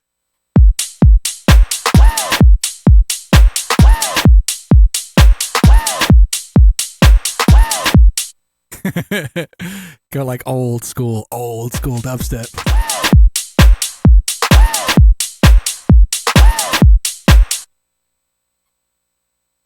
4x4 with breakbeat. I think I'm with you, Dan. I think I'm with you. Okay, let's just quickly we have to start kind of making this sort of go. So obviously we're gonna have to get some side chaining going in some form or another. So we're just gonna go with the 4 on the floor for now. We can change our mind, but not yet. So let's get this. Oh, it's stinky.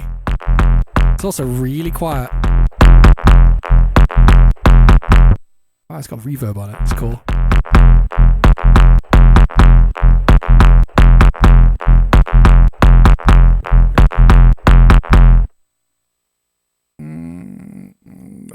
One second.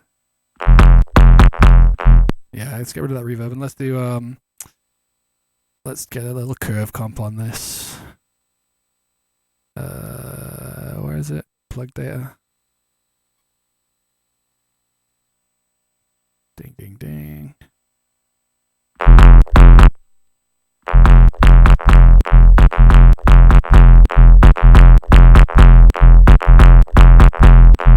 Well, that's pretty full on, isn't it?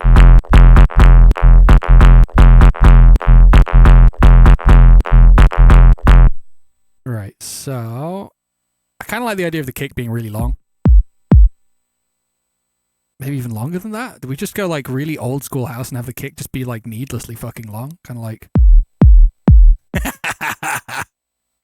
Maybe?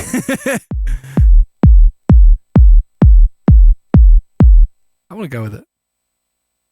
And then let's make this a little bit more dynamic. Because we can definitely, we can accommodate this. There we go. I think we're going to do this. Whoops. There we go. What an aggressive kick. I love that. Let's move these drums up top so that I don't become confused. Okay, so then we're gonna sidechain our low end over here. We don't need to. Oh no, we do need to solo.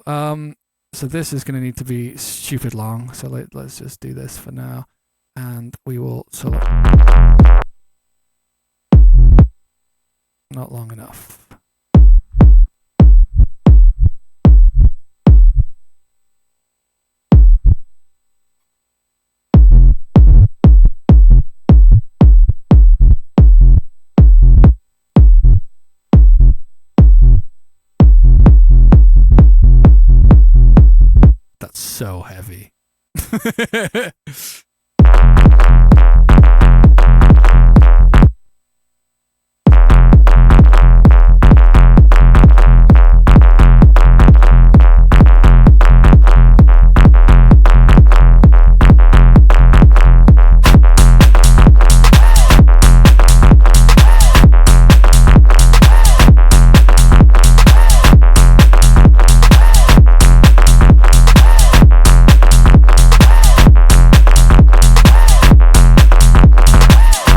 The only thing heavier than bass all the time is bass almost all the time.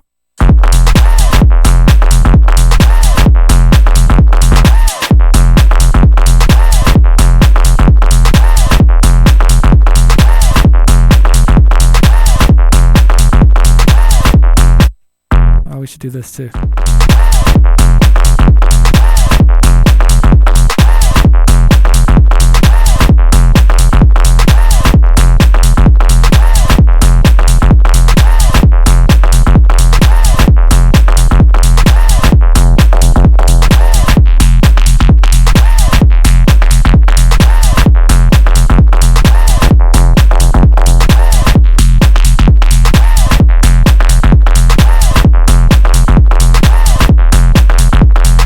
F now? Nah, F isn't even the low, isn't even like what people go for anymore. People like D now.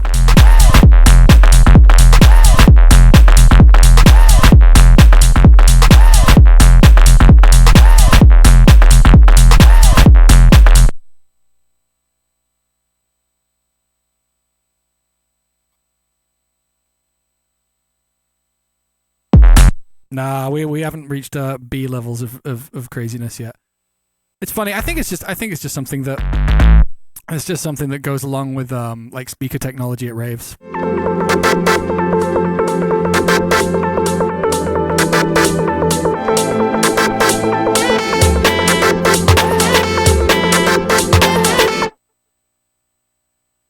The drums aren't done, FYI, for this section. There's enough of them here, but we have to fill in the blanks a little, I think.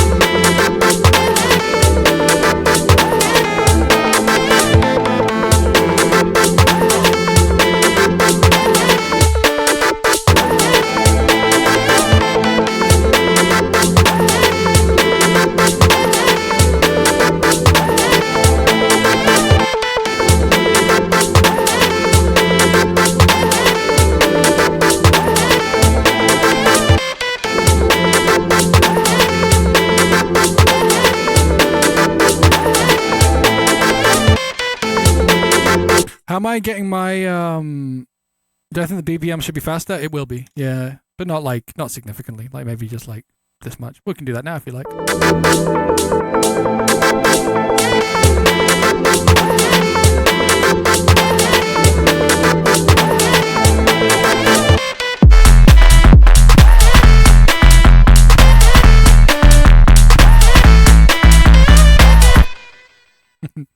We're on the way.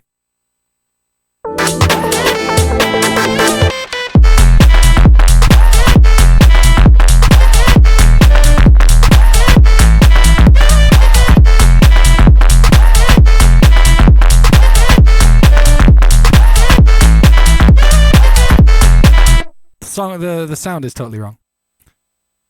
So like what we're gonna do is probably duplicate this section. Actually, I'm gonna do this. Please scroll faster. Thank you. Whoops. There we go. We'll do this twice, and we'll get rid of this bit of automation here and this bit of automation here. So we've got two of this section. And then we're gonna just copy this here, and then we're gonna have a different sound for this section. I'm curious about what this is going to do in this section.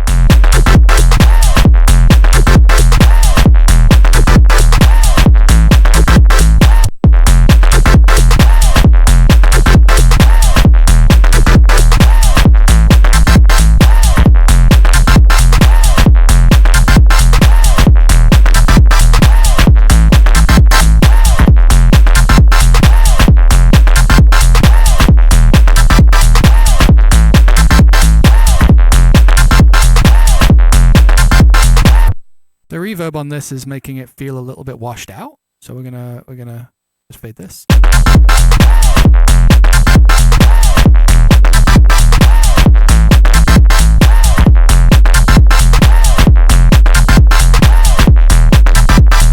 Something. This is strangely out of tune sounding, even though it's not. Something about the way that. Oh, it's the way that it's syncing. That's annoying. I think we're gonna have to just like add a supporting saw. Okay, let's do this and then this, and then we'll get a saw wave to just kind of like ground it to its key. A little annoying, but maybe we can do something like this.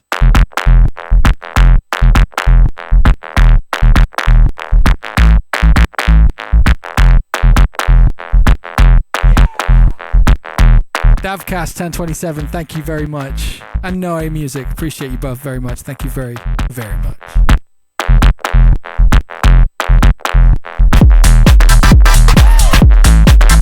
That's kind of fixed it.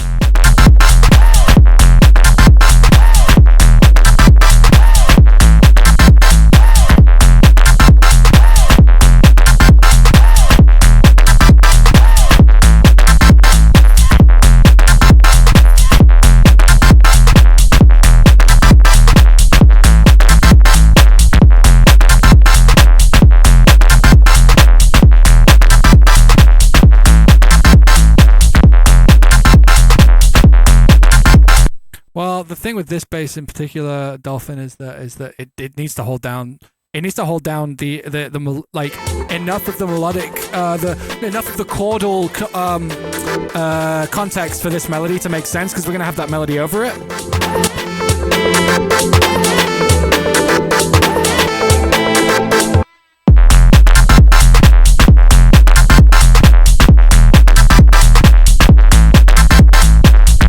It's doing enough here. I will say I don't love where that thing we added is sitting for this tune. I like this sound. It's nice, but I feel like we want something more like maybe something like this.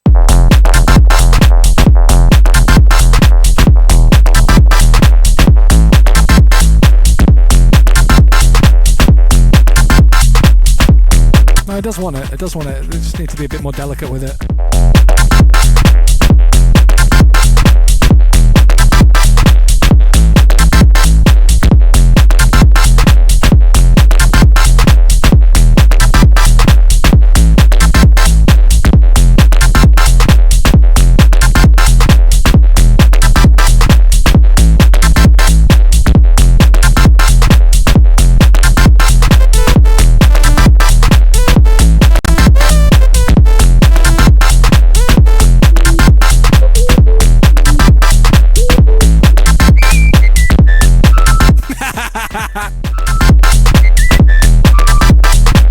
Sick in its own way.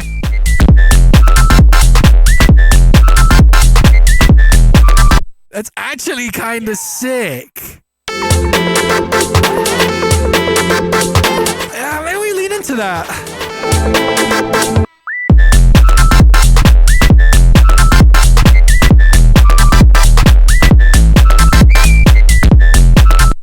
It's kind of sick.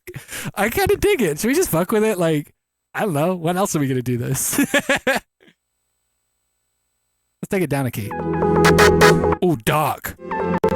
Yeah, let's do it.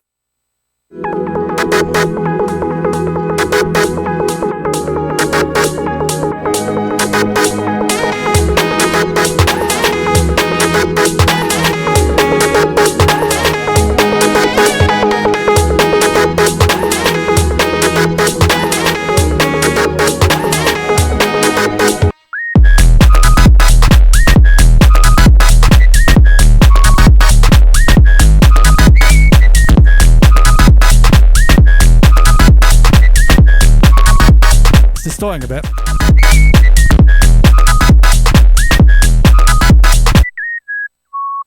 It's just a sine wave. Let's give it a bit of texture. Maybe like an open hi-hat. Yeah, I'll throw that in a whoops. sampler.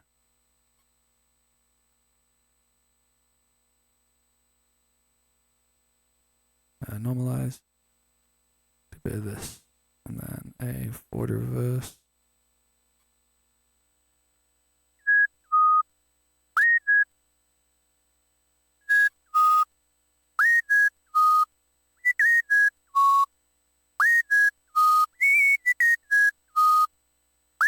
It's a bit left ear heavy.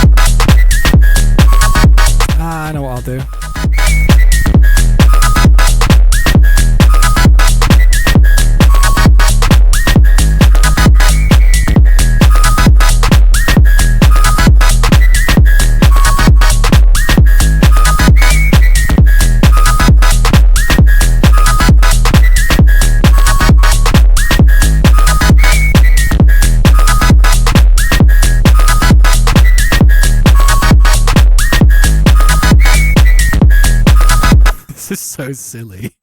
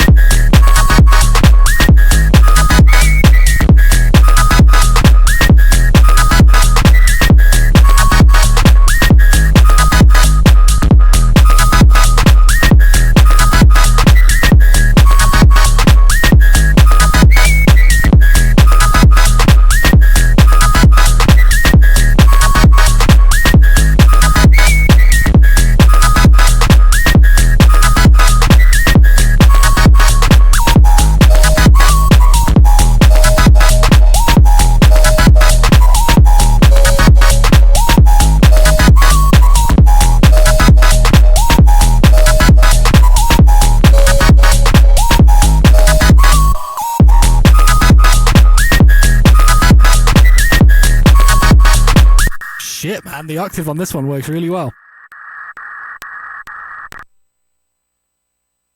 Okay, this might be a little bit aggressive. Let's do that. I think the reverb's helping it out a lot, actually, ask me. Like, when it was... I hear why you're saying that, but, like, you know, if we do something like... I don't know, if we do, like, a slapback, which would be my choice if we were going to do something a bit more, like, conservative in terms of, like, delay. Whoops. You know, we'll just do something like this. It's worth trying as well, to be honest, just in case it is fire. But, like, if we do, like, a sort of, like, actually, no, let's do 2 taps with scatter. Nice and short. Yeah, something like this. Like... Wait, is there...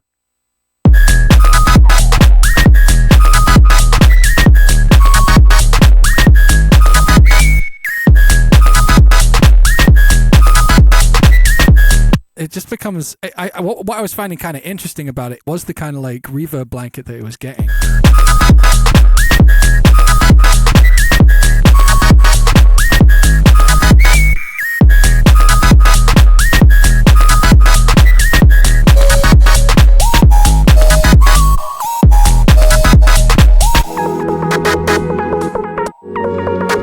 Why not? Why the fuck not?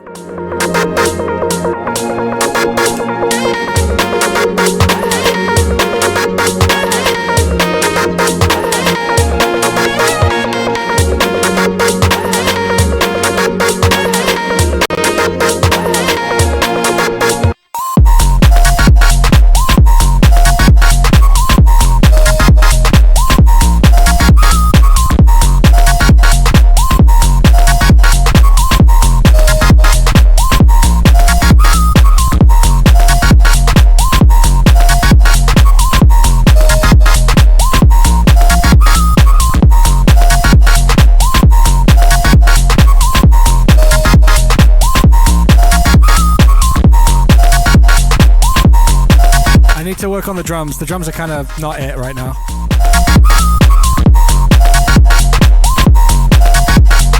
I like the kick. I don't really like all that much else.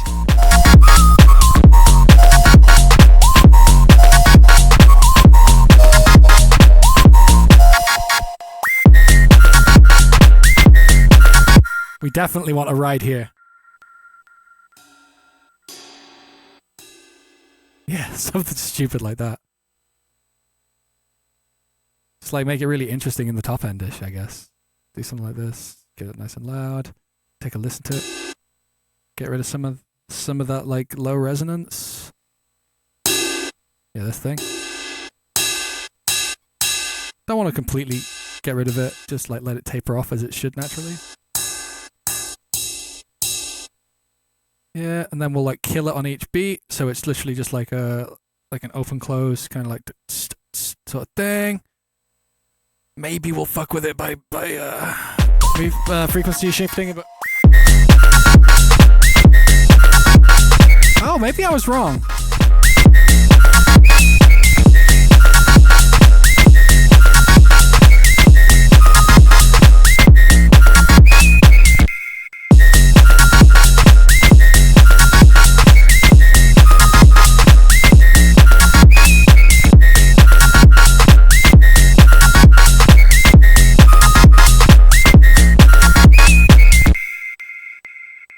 This is silly. I like it. I think we should work on the drums a little though.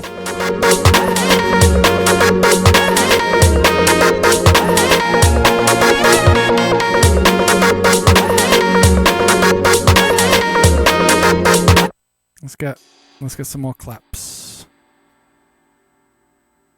Smitten Kitten, welcome. Thank you for showing up today.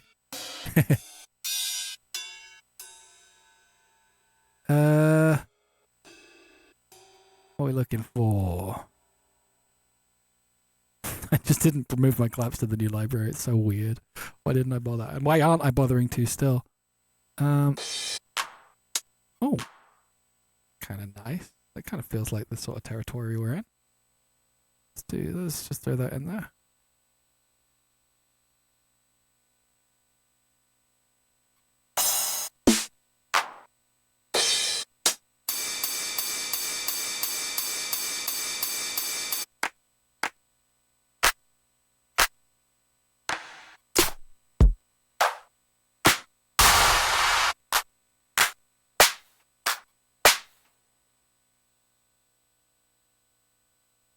Maybe. It's a bit of an aggressive one. Bit of an aggressive choice, but I'm kind of down for it if it works.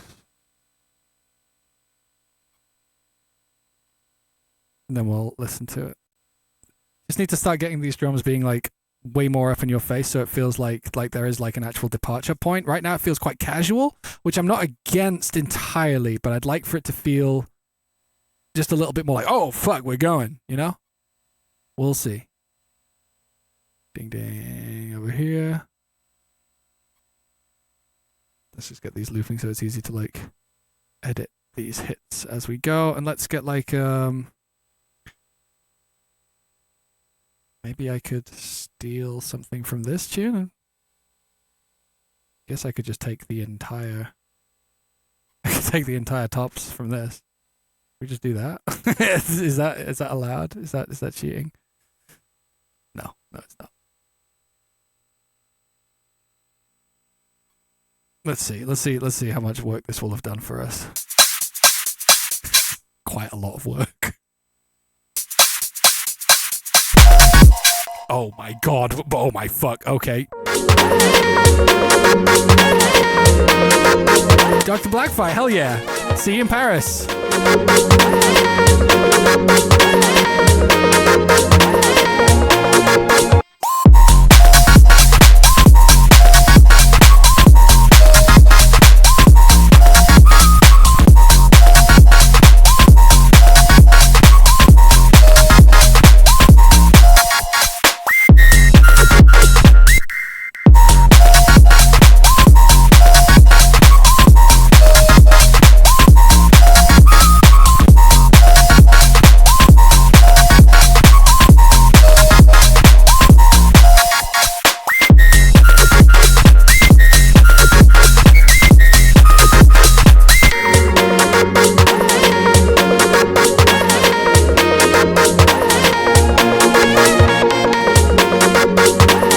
Lots of bass. Yeah, it's a little overloaded on the low end. I can't lie.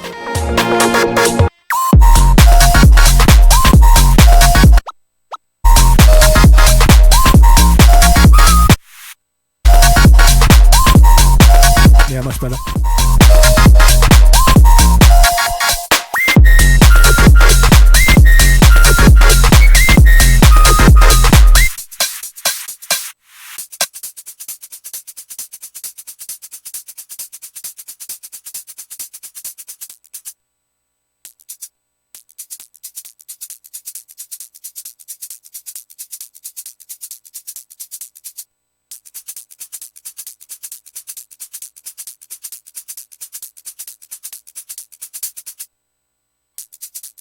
I guess we can, and then we'll do this. Oh no, that doesn't work. No, let's do that. That's fine. What do I think about using top loops from Splice? I personally don't like to because my mixdowns are weird. Honestly, I don't really speak. I don't really. This never really comes up. But like, whenever I use other people's samples, I don't end up making my mixdowns end up being different to my mixdowns. You know. And I think that's honestly down to the fact that I don't work with a lot of like multi-band hard compression or parallel hard multi-band compression. I think that's a big sound for a lot of producers out there, and that's not a pejorative. That's not me like attacking people for doing that, but I think it just ends up making sounds that tend not to gel that much in my tunes. I don't know why.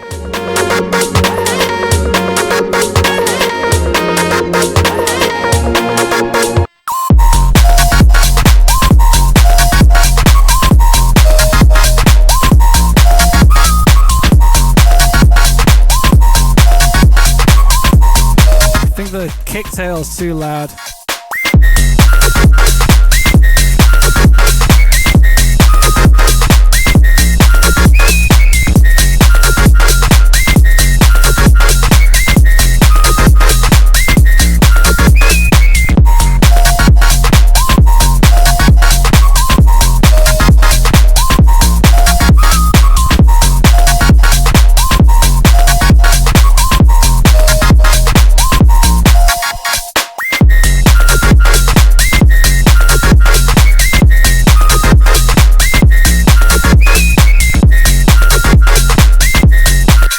This is fun.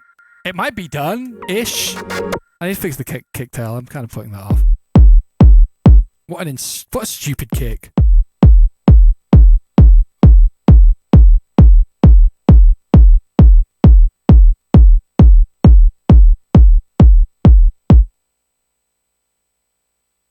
Chunky indeed.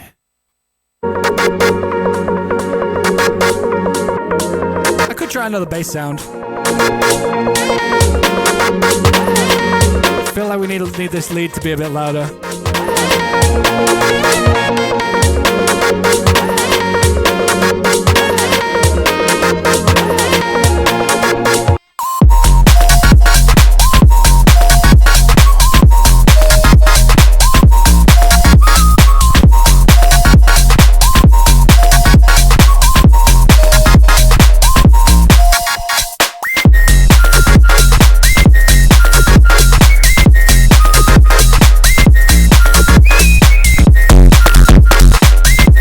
Sorry.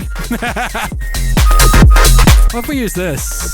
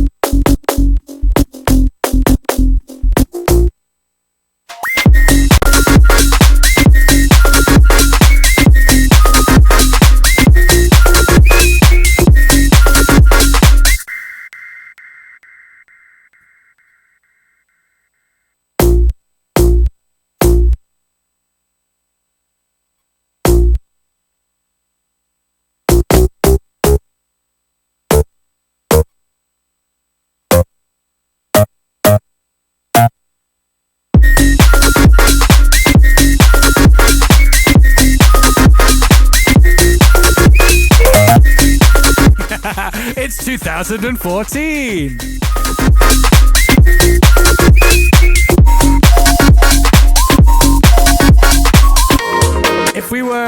If we were truly like actually house pilled, what we would do is we would have no melody. We'd have no melody at all, and it would just do this.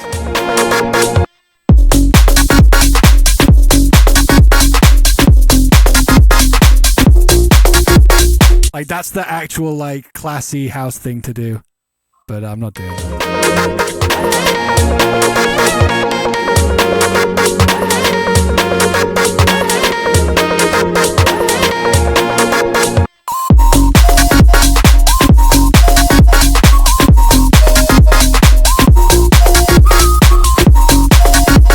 Hey, would anybody like to see a fun little drum trick that I use sometimes? I don't know if it's going to work here, so if it doesn't work, then I will show you it another time too. But it's a fun group thing I do sometimes. This may work here, it may not. So let's find out. Make sure that your drums are grouped, of course. So here you go.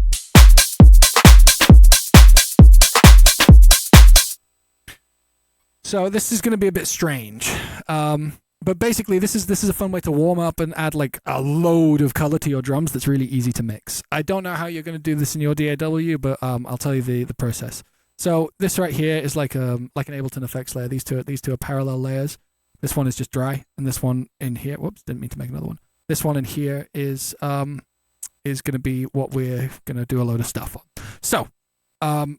We're going to get I like doing this with a soft clipper, but you can do this with a hard clipper. Make sure it's not a multi-band distortion of any kind. That will make this not work as intended. I mean, try it. Sounds cool. But, so I'm going to soft clip the living shit out of this. Like. No, four OTTs, no. So we have to do that, and then I'm going to turn down the master because you have to get this up to the same level as your original drums. So this is like insanely cooked, more cooked than you would ever want it to be. Maybe we ease it back just a little bit. That's cool. That's got kind of like a bit of attitude to it, you know. Preambi, and what we do is we go here and we have our input be group 2, which is the group this is, and group 2 master, and then we have the dry channel is the sidechain input for this preambi. And what we're going to do is we're just going to make a load of bands. We're going to set this to linear phase. This is really important with this because we're going to be mixing this dry and wet with our original drums, and we don't want to smear anything. So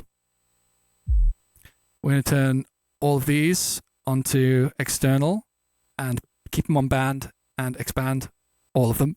I'm going to take the range all the way down, and then each one individually, we're going to listen to them, and we're going to gate them to be the right, like the bass is really easy to do it with, but like, oh wait, actually I'll do this with all of them too. You set them all to infinite ratio, all of them to infinite ratio, and all of them to hard knee for now. Then you go over here. So right over here, like you can see, this is like, this right here is the original part of the kick, and this is the distortion artifacts. So what we're going to do is we're going to gate them out. Or just until it sounds nice. I don't mind like a little bit coming through. Like just until it sounds like a nice kick, like, you know, low band passed. I like that. That's fine. Same kind of thing. Same kind of deal here. We're just going to... It's like if we have too much, then we're letting all of this like these distortion artifacts through. The thing that's happening here is this is enveloping it based on the band, the dynamics in that band from the original drums, not the distorted ones, but the original drums, so that you can re-impart the original dynamic information per band from the drums themselves. Except it's the distorted versions sound in each of those bands. So we're just gonna, you know, give it a bit of ratio maybe. So you get a little fade out. You don't want it to be too choppy.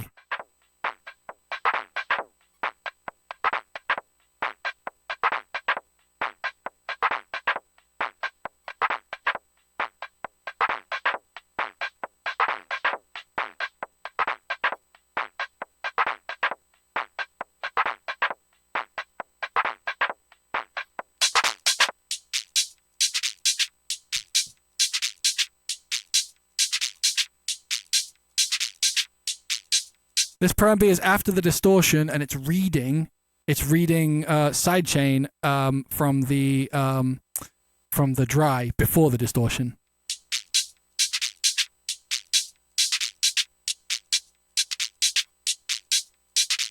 Hey Swage, how you doing?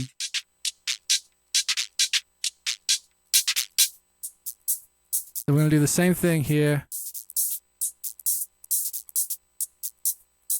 Especially on the top end, I like to let as little through as possible to try and still let it be what it is, but like, you know, bit of ratio so you can let other shit through.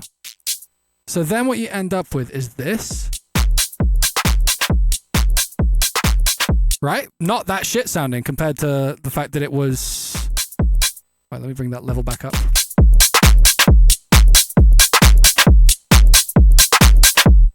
So like that compared to... So like actually we can mute the dry. And then we're just going to mix like this. So we went from original drums, full affected one, and then you can just dry wet this to give it just a bit of extra color.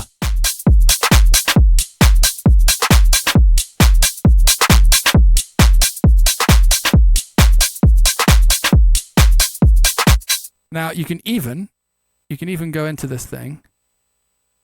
You can even go into this thing and then like you can compress it with a slow attack and give it like extra attack. Ah, Swage, my man, thank you so much. Thank you. Hey, if you got a gift off Swage, you make sure to thank him. Surviving the SoCal heat right now, big chillin'. Oh yeah, I'm streaming. I'm just bussing right now, doing some bus shit. But yeah, if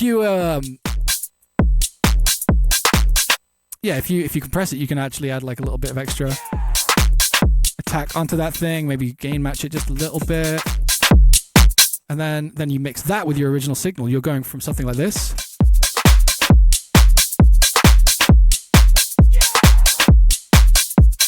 You can get some cool shit going. I don't know if that's going to be right for this tune, but we'll see.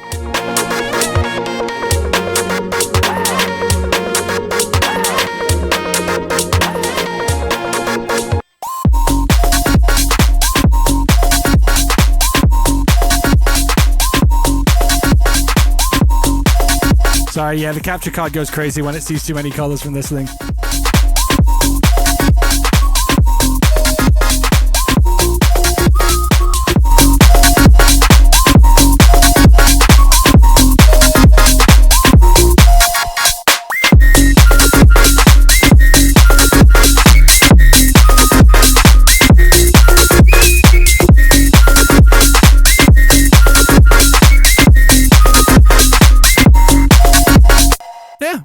I might be happy with this for the day, you know, you lot. I might be good. I might be fine. Cause like, I guess we could like start adding pads and shit to this second section, I guess. But like, I don't feel a particular need to finish this one. It's just a funny little sketch, right? We're gonna just like heavy band past this.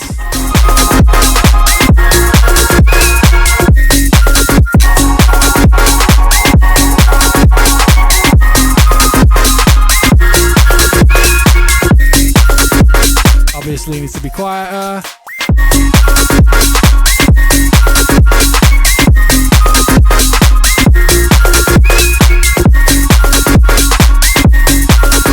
I think I would probably want to do something like this. With this, like just like an extra pump, just do this on every quarter note.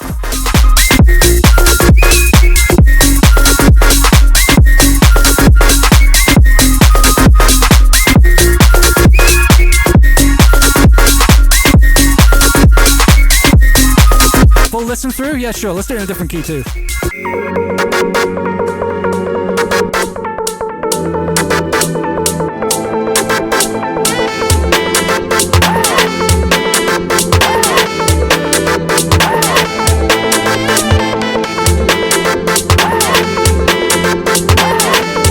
Yeah, new key just dropped.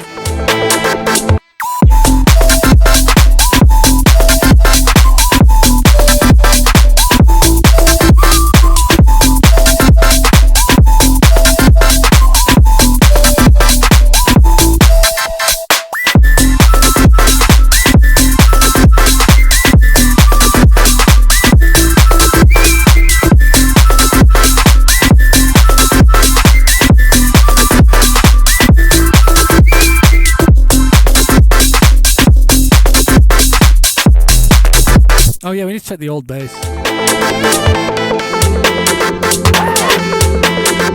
See if we like it more. We haven't really checked that for a while. It might be cooler.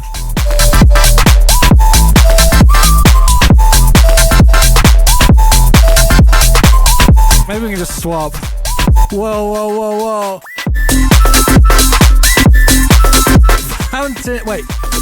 Fountain Diet. Oh, Fountain Diet Dr. Pepper. Thank you very much, friend. Thank you too. You lot are being so generous today. Thank you very, very much. I appreciate it. I really do. The bass switch up kind of works. Yeah, it does. I think I might keep that. Yeah, both just kind of work. But I like how kind of like ominously dark this purple one is.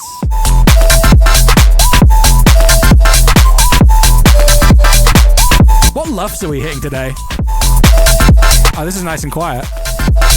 Recently, I've had this problem where my tunes have been ending up like way too loud, like accidentally. Like everything just ends up at one luff, and I'm not even like pushing it. I think it's because we have so much sub.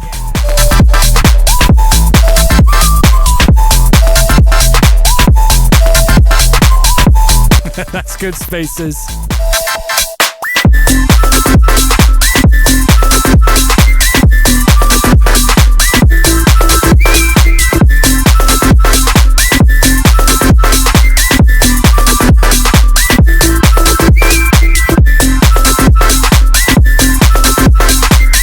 I have something that has to be tried.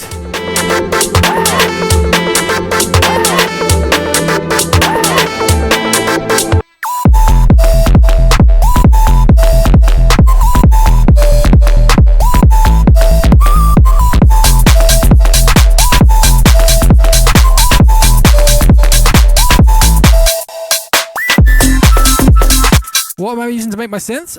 Mostly Serum 2. Mostly Serum 2. Bit of Phase Plant, bit of Vital. Some stuff I'll just use like native Bitwig stuff because it's really like fun to just kind of fuck around with that. Yeah. Nothing special. No, I don't have any like secret sauce synth.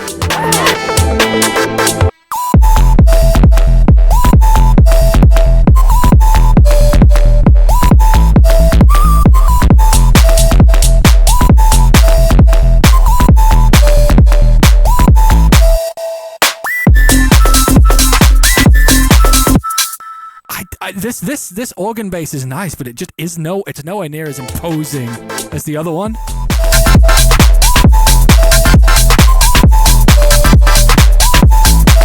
What are the benefits of Serum 2? Well, one of the benefits is that it doesn't cost anything to upgrade. It's literally like if you were a Serum 1 user, you get Serum 2, if I'm not mistaken. That might have been limited time, but needs more scruff. I don't know how to. Oh, do we? Oh, you know what we should do? We should do the thing that we were gonna try by making it like halftime.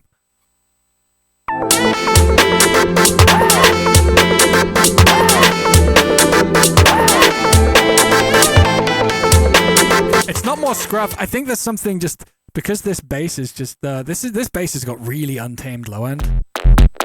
It's like really, it's like almost like falling because of the way that the pulse width is working. Is it pulse width or is it? I think it might be asymmetrical. But like because of the way that it's doing this, it's like creating kind of like this feeling of it falling. And the organ's just so stable and like very notey that it sort of feels a bit polite next to this one.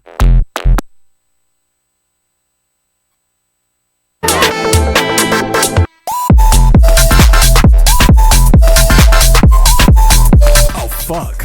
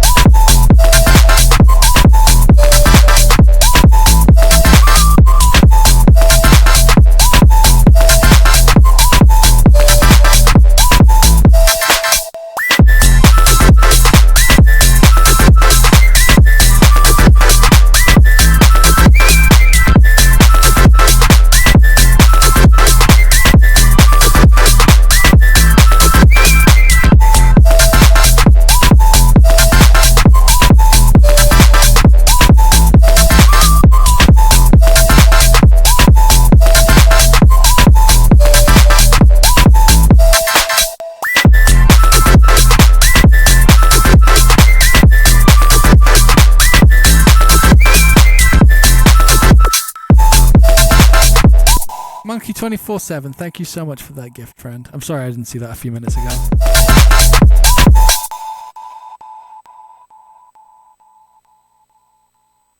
I mean, I'm kind of done here. I feel we should save this. Whistle tune. Hey, who was that? Thank you, Elston28. Appreciate you. How the high notes are not loud? I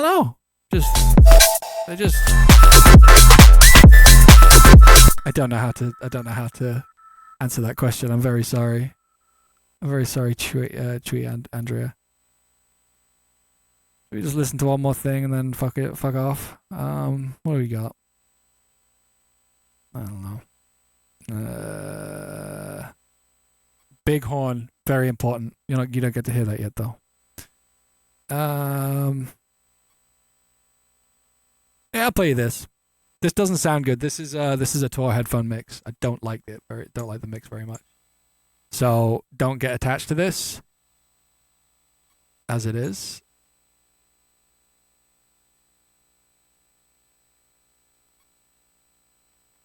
What do I mean? Big horn is very important. Big horn. Okay. Have you ever heard the term gift song? Because if you haven't, I'll just quickly explain it. A gift song is when a piece of music just comes to you, and it's like it just exists in your head suddenly. You hear it, and it's good. Any song that comes to you in that way is always really fucking right. I can't remember off the top of my head the gift songs I've had in the past, but a lot of like the top ones end up gift songs end up being just immediate and really good. You never have to work that hard on them. Big Horn is a gift song. 1 bit. Thank you so much, friend. Appreciate it. Is Stan a done or done? Shut up. But yeah, okay, so this is shit. This is not good yet, but it could be. Wait, I'll give you a bit more.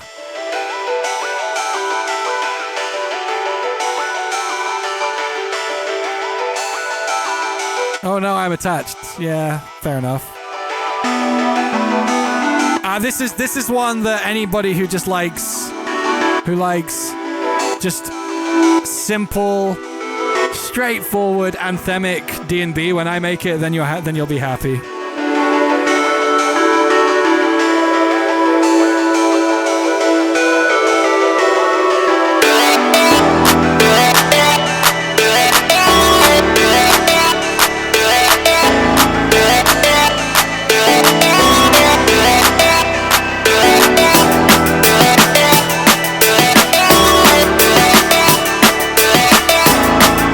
So this mixdown sucks. FYI.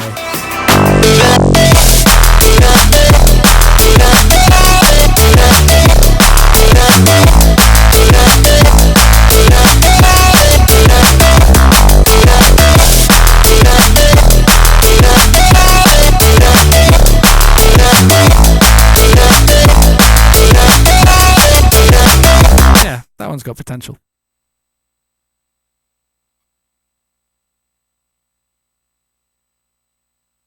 Sounds squishy. Yeah, no, I took it upon myself. I to learn. I have this tendency sometimes to just like want to understand the ins and outs of the many ways that you can arrive at the same place in music production. So like a really good example is so like we all know unison. Unison is if you're a music producer, you know what unison is. This sounds like this. You put unison on it, it sounds like this. I wanted to understand other ways of being able to make unison happen. And one of those ways is you can actually do something like you can do an asymmetrical warp, which does this, right? And you can do you can add unison here, but what we're going to do, let me start this again. I wanted to have other ways of being able to give the illusion of detune style unison, because unison can be a few different things. But if we turn this detune all the way down and the randomness down, you're just getting 4 of exactly the same thing, which is just the same as one thing. Same thing, right? But if we do 5 of these or whatever, And then we move the wavetable position. No, not wavetable position, sorry. Warp 1. As that moves, it feels like unison.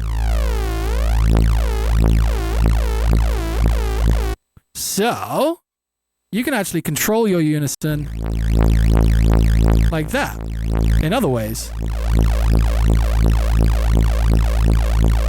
So you set that to free, you put a note on this, you set this to hertz, and you actually just like... Right, let's get that a bit faster. 1 second.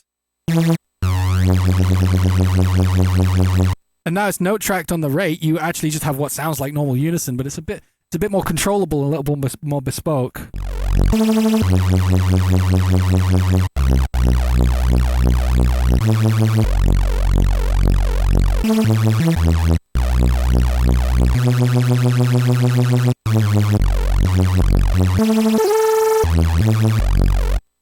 You know, that kind of shit. But you know, you can go further than that.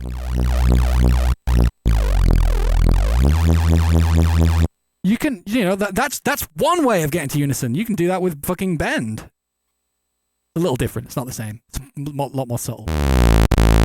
Oh. In the past that worked. Oh well. But then there are other ways. So like what I did was I looked at M oscilloscope, and I wanted to understand what was happening when I unisoned to... Wait, what? Why is that not doing anything? Right, whatever. I wanted to understand what was happening between these waves. Hello? It's not doing the thing that I learned that it did. 1 sec, I'm confused. I know, it's quite farty.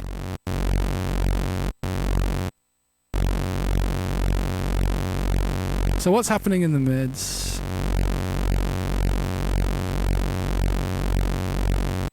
Oh, right. It was because it didn't want it to be stereo. I made it not stereo unison, and then I did it. And then I looked at this. This makes no sense. What is happening?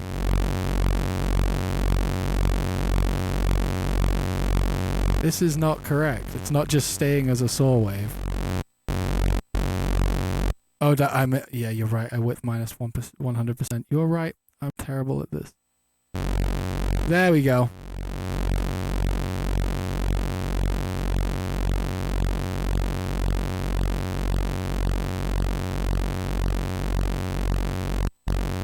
So I wanted to understand how it was doing that.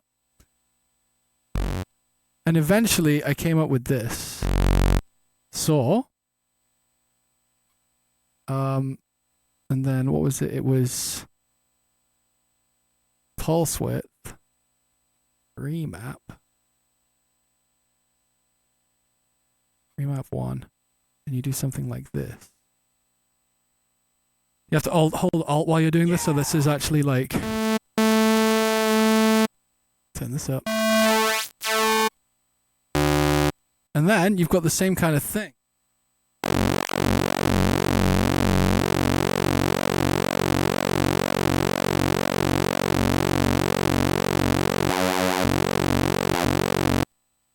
And the cool thing about this is if you detune, if you turn detune down, have no random, and then you turn on unison, you get 4 of them. But then you can actually just move the you can have the warp amount be different on each of these. Yeah, weird other kinds. With unison, sure, but like let me make it more unison-y, because like right now I'm kind of going off the beaten path.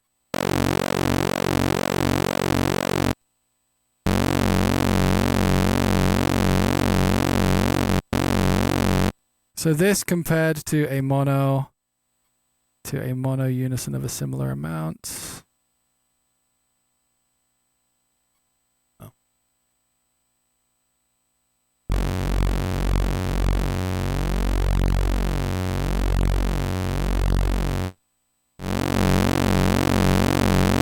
Right? They're pretty much the same thing.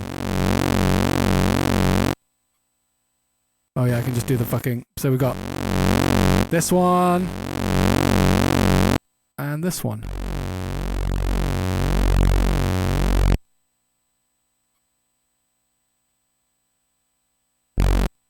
Now, why do we care? Why do we care? Well, you can use this to your advantage in modulation. So like, we can just combine both of these things right here. Which, is this still doing it? Oh no, I set this to bend. You can combine both these things to have these unisons happening at the same time and moving at the same time.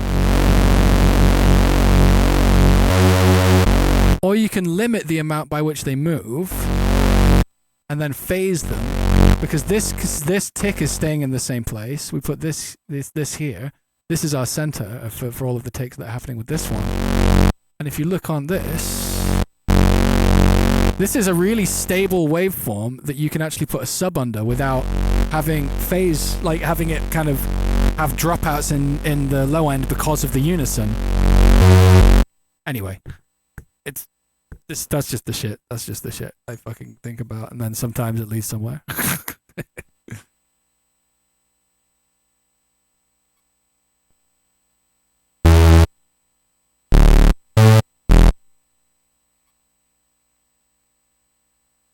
The thing that I find really useful about it is like, you don't have to think about like saw unison. It's like, one way I'll do basses sometimes is like you can get like a triangle wave here. Yeah, let me put this down here. I'll just like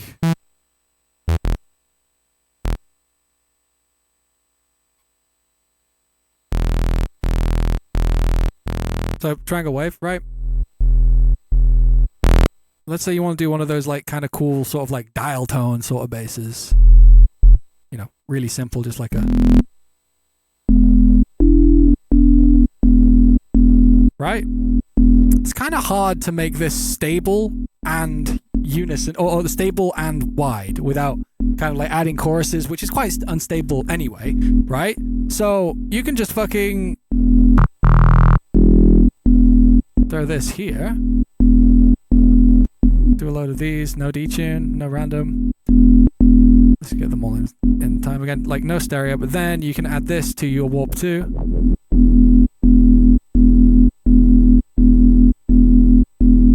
And suddenly you have a nice way to kind of soften that up, make it wider, bigger, and like your sides are not interfering at all. Like your sides sound like this.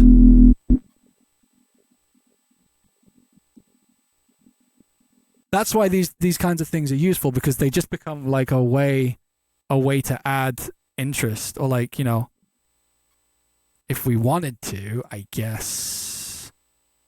Yeah, I mean, let's try this. I've not done this before. Let's take this. Where's it gone? Oh, right, yeah.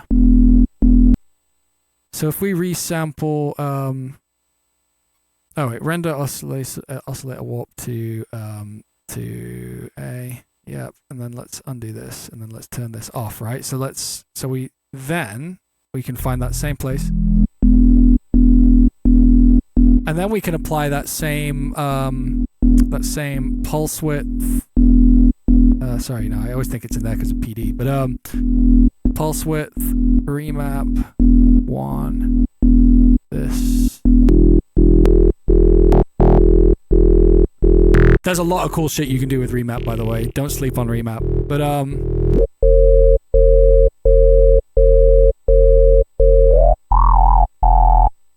that's kind of funny. That's kind of interesting. But then you can start doing this and just like have it. This isn't gonna do what I want it to do. Kind of silly.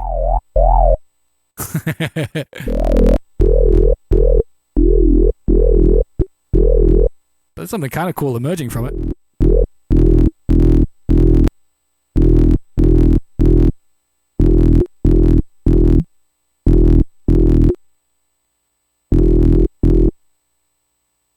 Set that to fucking...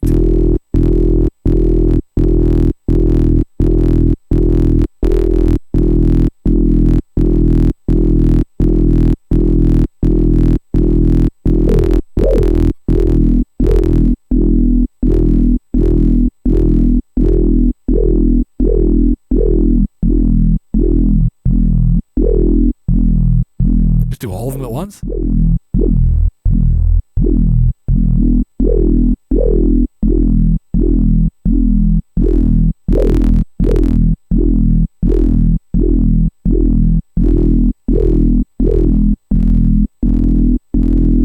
Oh, that's weird. It's just like pulling it.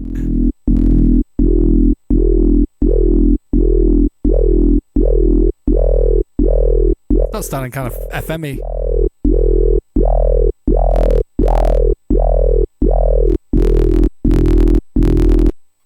Yeah, I kind of wish I could, I want to undo to when I was liking it again.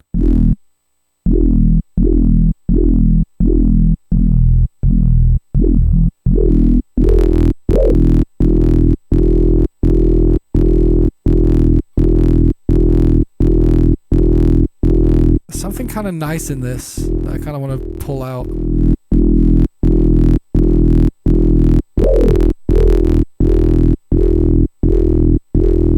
That's kind of sweet spotty.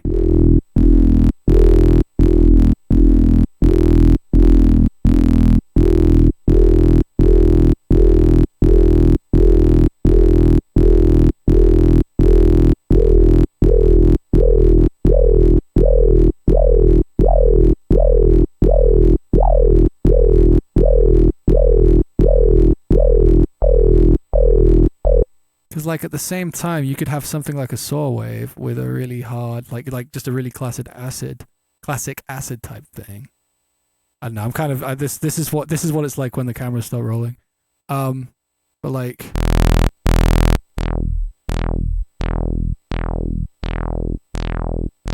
you know, you phase that in the right way.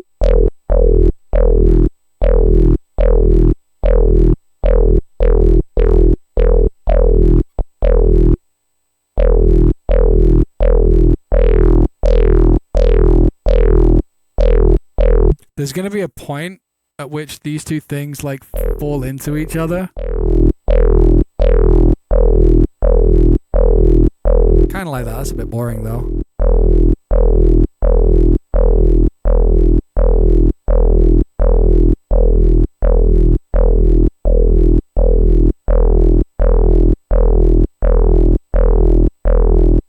Oh, maybe if you reverse them, you could actually turn it into an interesting vowel bass.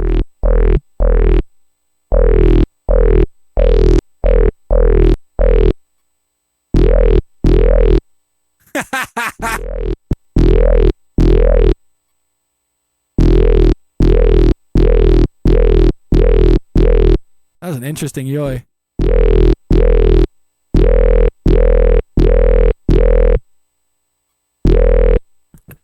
But like, you could very easily just go from that and just like distort it really hard, and because of the fact that this is like, you know, it's because all of this is kind of based on like very specific ways of doing this, you can distort this without fear for your like low end.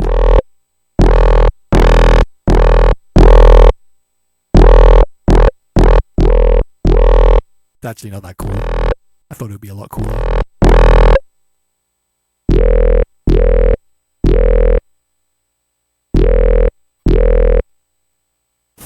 Funny. We could do it really slow and it'll sound kind of funny. Oh, we need more time for that.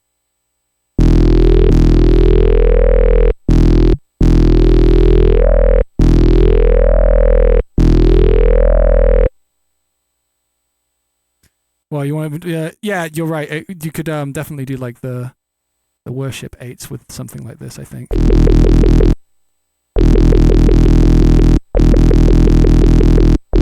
You'd kind of have to kill off the high end a bit. Have I made much dubstep recently? I haven't listened to this since I was in the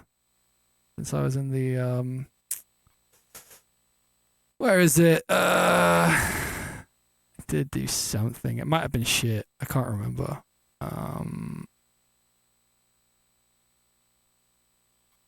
It wasn't stacking. Knee hop?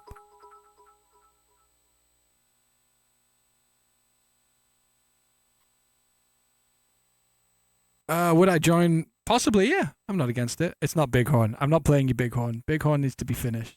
You don't get to hit Bighorn until it's done. Neither do I. Oh yeah, this is dubstep. I don't think this is going to sound very good, but it might be alright.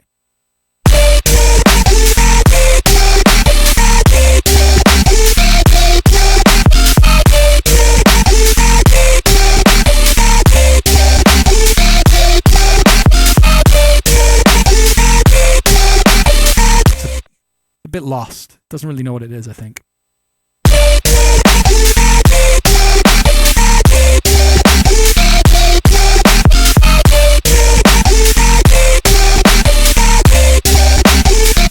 Yeah, I see the vision too, but I also can't be bothered with the vision.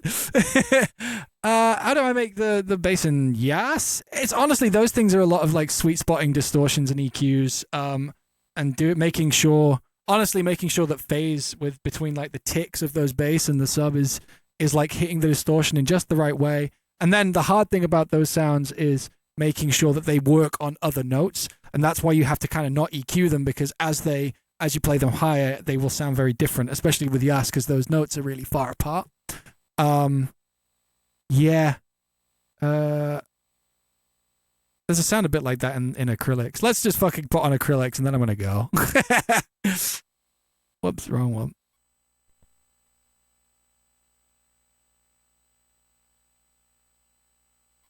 See, to bother with the vision, you have to see that the vision is worth bothering with. And I don't know if I care that much about that tune. I would love to make another like canon Fox Stevenson dubstep tune, but you know the last one we got was One Horse Town, so that's a bit of a tall order too. Acrylics' Peem dubstep. Yeah, I'll make some dubstep soon. Maybe I'll make some dubstep tomorrow. Canon. I don't know. This is the word that came to mind. Just like if I'm gonna make a if I'm gonna make a dubstep tune, like, for me, there are, like, only 4 Fox Stevenson dubstep tunes worth mentioning, and it has to live up to those, for me. Is One Horse Town considered dubstep? It's bass. I mean, that's a good question. But, OHT I consider dubstep. Miss You, for me, is kind of like the blueprint, like, if I can't play this tune after Miss You and it still go off, then there's no point me making it. Like, I can't have it be overshadowed as a dubstep tune from when was it? Like, it was fucking 2018 maybe? Fuck.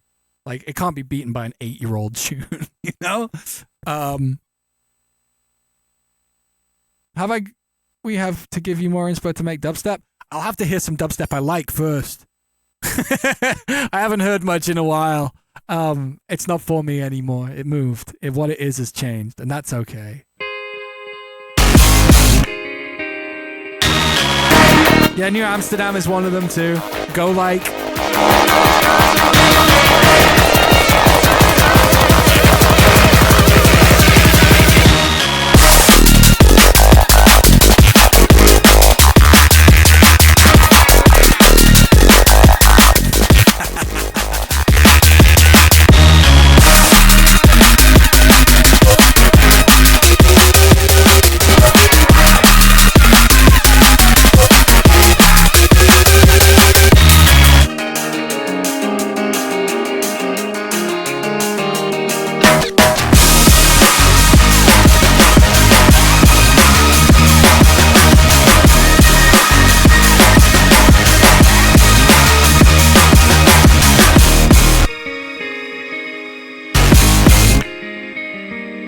Set opener, right? The snare's still a bit weird on that, but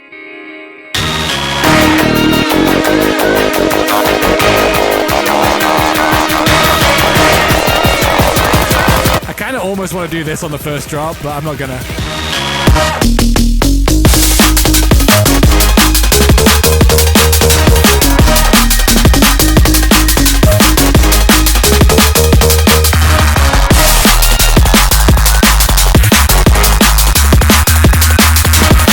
Mike, were you here for the snare machine? Were you here when I was explaining how I've fucking solved snares? I know that that's a fucking massive thing to say. Cirrus Fox, thank you very much for the sub, friend. Huge. I'm not going to go through it again on stream because I feel like it's a pretty alienating topic. But suffice it to say that if you go from 909 clap through to zero crossings through to machine that puts 909 clap type 909 clap ring modding onto your snare non-fundamental bus, so that you get a single tick, not one per zero crossing, but one per every other zero crossing, a 909 clap style tapered off like noise filter. You can just do anything. Yeah, you need to, because like here, I'll show you. So I've got one in here, because like this intro. Whoops. Please.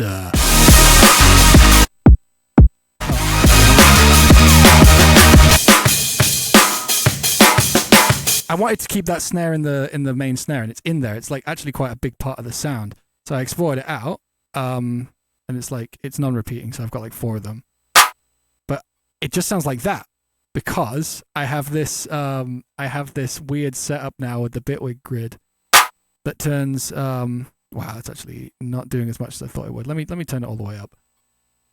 Oh, sorry, all the way down. It does this. It turns any sound into a 909 clap that phases with your fundamental, so you end up with these. Wait, let me just turn everything down. I'll just undo it after. All of these grains exist like 909 clap grains before the clap, but you can just like do anything with the fundamental. Like if we just undo all this real quick, get this back to.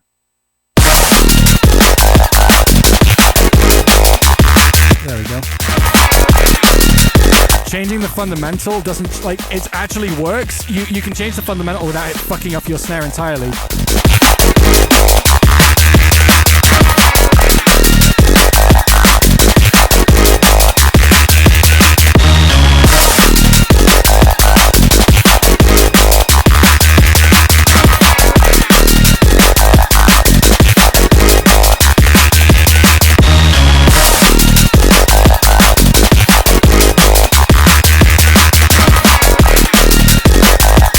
Is the mic very low? This tune is one laugh, but that's good to know for tomorrow. For not tomorrow, next time. Music mic is too low. I didn't know that. Last time everyone told me to turn me down, so you know.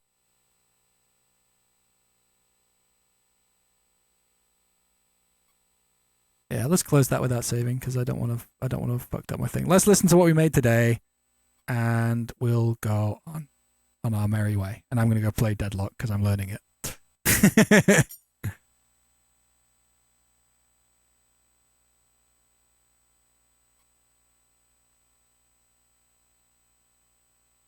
What is a fundamental? So every sound has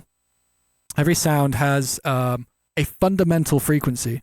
So like, really quickly, because it's fun to tell people stuff. So these sounds,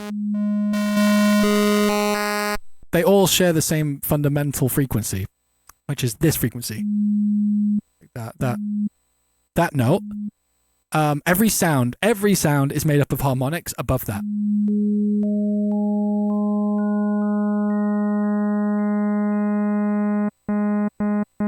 Like as you were getting them added in, you could hear them. But now it's just one sound. Every sound works like that. The fundamental is this one. And without it, it sounds weak. That's the fundamental. And with a snare, the fundamental is the bit that goes and that's that, and like you can engineer those. So what do we make today? It doesn't only work for harmonic sounds, it just has a different harmonic, it just has a fucking different harmonic series if it's an inharmonic sound. Bro, go look up the fucking modes of a circular membrane and get back to me. Okay?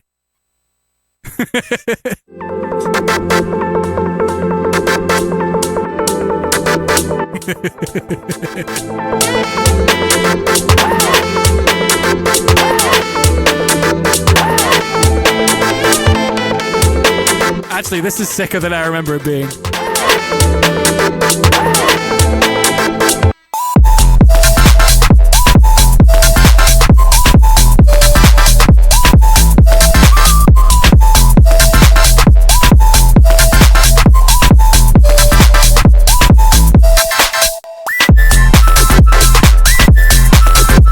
I forgot to fix my glasses?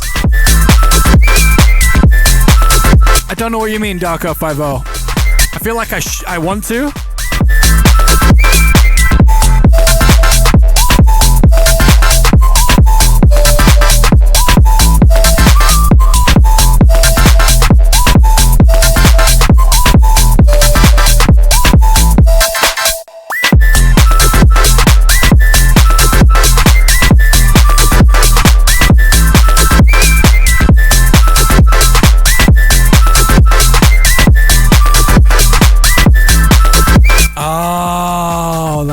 Okay. Yep.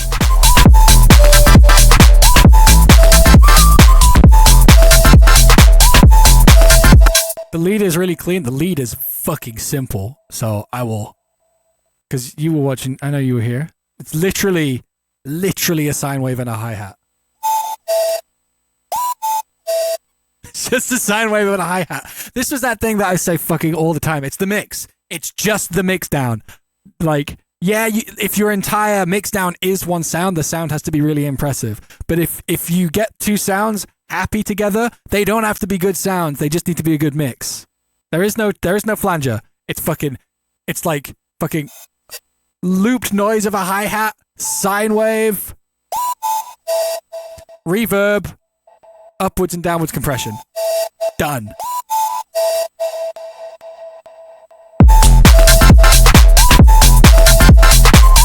It's just placed in such a way that it's nice. This is the thing. This is why it's like it's useful to know all these tools so that you can do exactly the right one, because you don't need to do a million things for your sounds to sound good.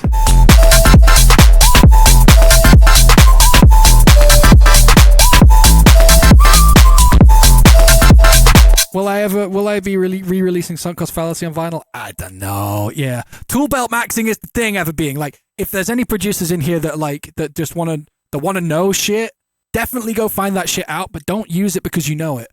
Like, know it, remember it. Occasionally go and make a tune with it and see where it leads you, but like, don't just flex and do those things, because like at the end of the day, like, you know, just make the fucking music. We're not sound sculptists. Like, you go to like an art, like a sound art exhibition, and it's a load of weird, strange sounds. It's like it's an experience, but it's forgettable. What isn't forgettable is your music, and all of at the end of the day, like I may have some knowledge on some things to do with this shit, and like yeah, it's fun to like be like yeah, fuck yeah, I solved snares. But really, at the end of the day, solving snares for me just means that I don't have to worry about snares. I don't care. Like, I can just go make more music. I don't have to worry about my drums no more.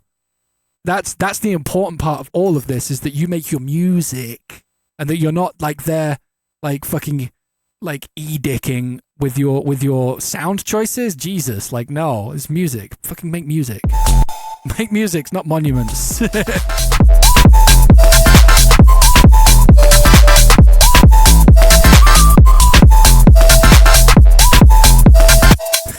Says all that, plays this fucking tune.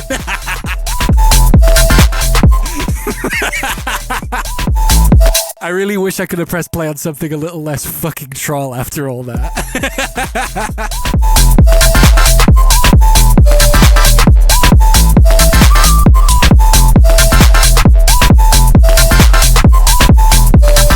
I think AI tools will help. AI does too much for you. You don't get to make the emotional decisions with AI. That's probably my biggest problem with the whole thing. Like, yeah, given it's all fucking stolen from every musician who's ever lived. That fucking sucks to an incredible degree. And yeah, people can do it with no barrier to entry. That's maybe not as much of a problem. The problem I have is that you don't actually make an emotional decision when you prompt an AI. There is no emotional decision. You tell it the things you like and the things you want to mix together, and it makes all of those emotional decisions for you. and puts those things together. The emotional decisions are the things that really matter about music. Like, you know, you have like I was playing Gas and Keys earlier, and I had a genuine like, oh fuck reaction to when I put those two synths over the second verse or whatever it is. And it was like, okay, I keep that because that's my own, that like, it's a truth moment. It's, you don't get that with AI. Like you might get something you enjoy and that the AI puts something back at you, but you don't get to decide. Keep AI out of art. I don't know if I entirely agree. Like, I think there's a line. I don't know where that line is though, and I don't know if I ever will. I think I'm like the worst person to ask. Like, well, not the, but one of the worst people to ask. I think honestly, at the end of the day, until there's attribution to the points of reference that are used for making a piece of AI music, and then royalties to the musicians whose music was used to train that part of the like knowledge base to be able to make that. So like, you know, really good example is like if you're making like a fucking Motown tune, Motown artists should be getting royalties for that fact, but you can't.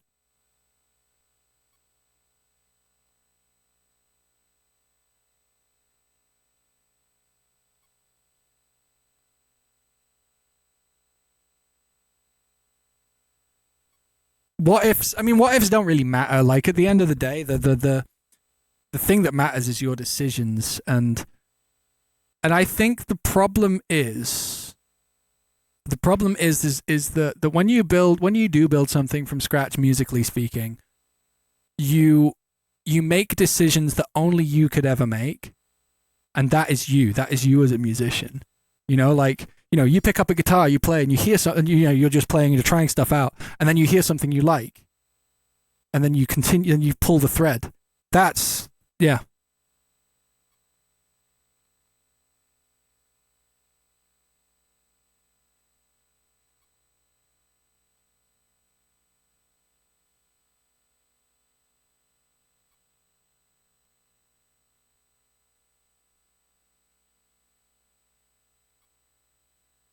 Bubster, the best thing for you to do is just make stuff, and you can use as many splice samples as you want.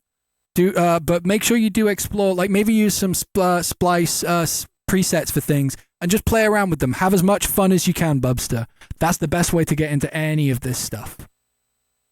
That's the best way to get into any of this, because like you'll find your way to the things you want to do musically if you just keep doing it. But yeah. Anyway. Oh, something is soloed. Oh yeah, that synth is soloed, right? Isn't it? Yeah, it's these ones. All right, I'm gonna play this and then I'm gonna go. Call you to apologize for nothing, but I got a couple. Ah, fuck it, we'll play from earlier.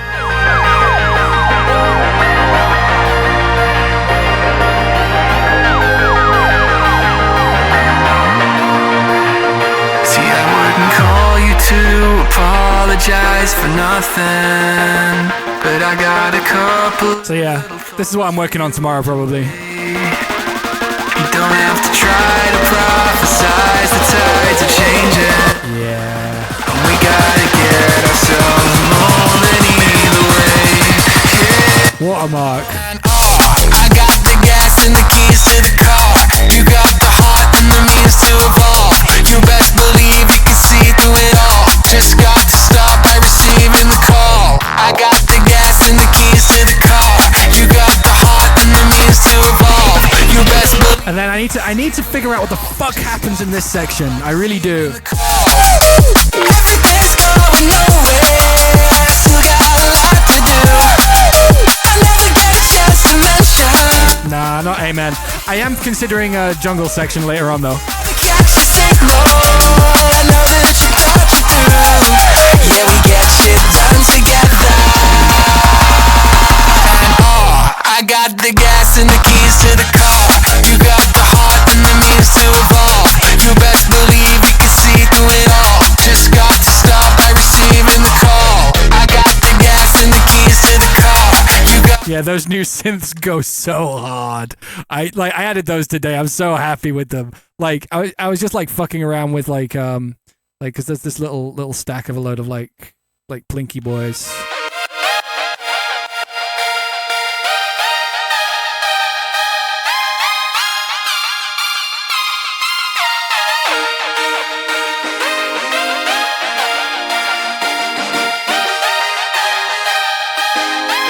Yeah, I was playing around with having something like that in the verse, but it's like they're actually different chords, so it was like a little strange. And I ended up just like fucking up the same sounds and putting them in and like strobing them a little bit. Like it sounds fucking horrible, but over that, it's like it's so correct.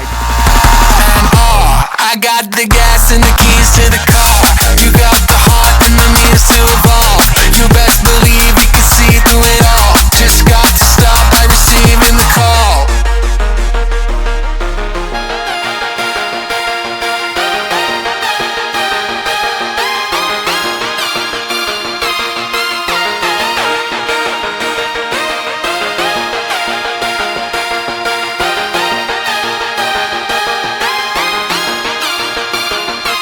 I wouldn't call you to apologize for nothing, but I don't know what's going on here. This whole fucking like I could do this.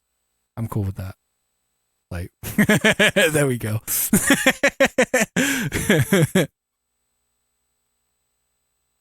How old is this idea? Not that old. It's one of the newer ones. It's just so my sound. Fair enough. I think I got a few different sounds. Do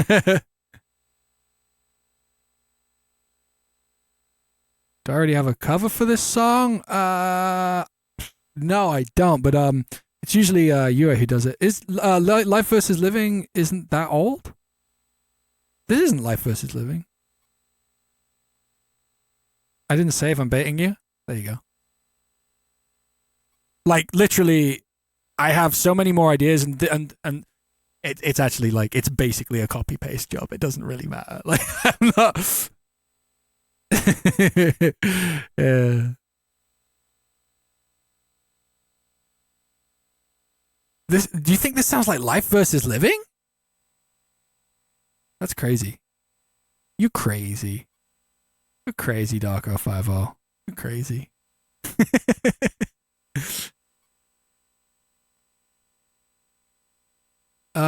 They mean to ask you a song, Break It Down, sounds oddly familiar. I did play it out a bit. I played it out a bit before it came out. Would that be it, Captain Gromit? Are you out here, like in Europe, or?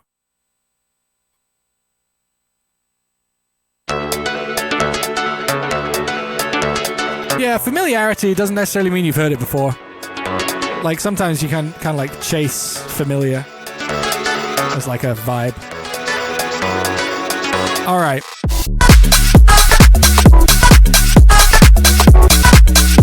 I think we're gonna head out of here.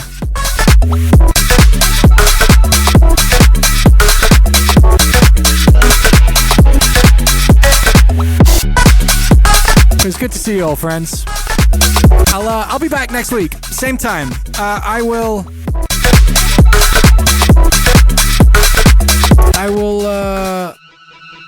Yeah, I'll be back next week. It might start a little bit earlier. I might start a little bit later. I'm not too sure. We'll do some more music. We'll do some more hanging out. It was a pleasure to hang out with you guys again. Yeah, US percussion's always fucking sick. Yeah.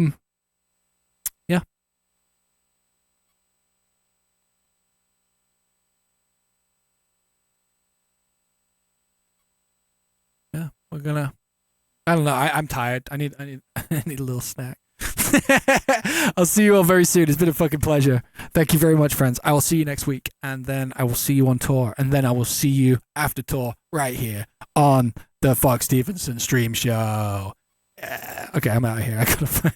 I'll see you later on. Be safe, friends. Big love. Thank you all very much for hanging out with me. Bye bye.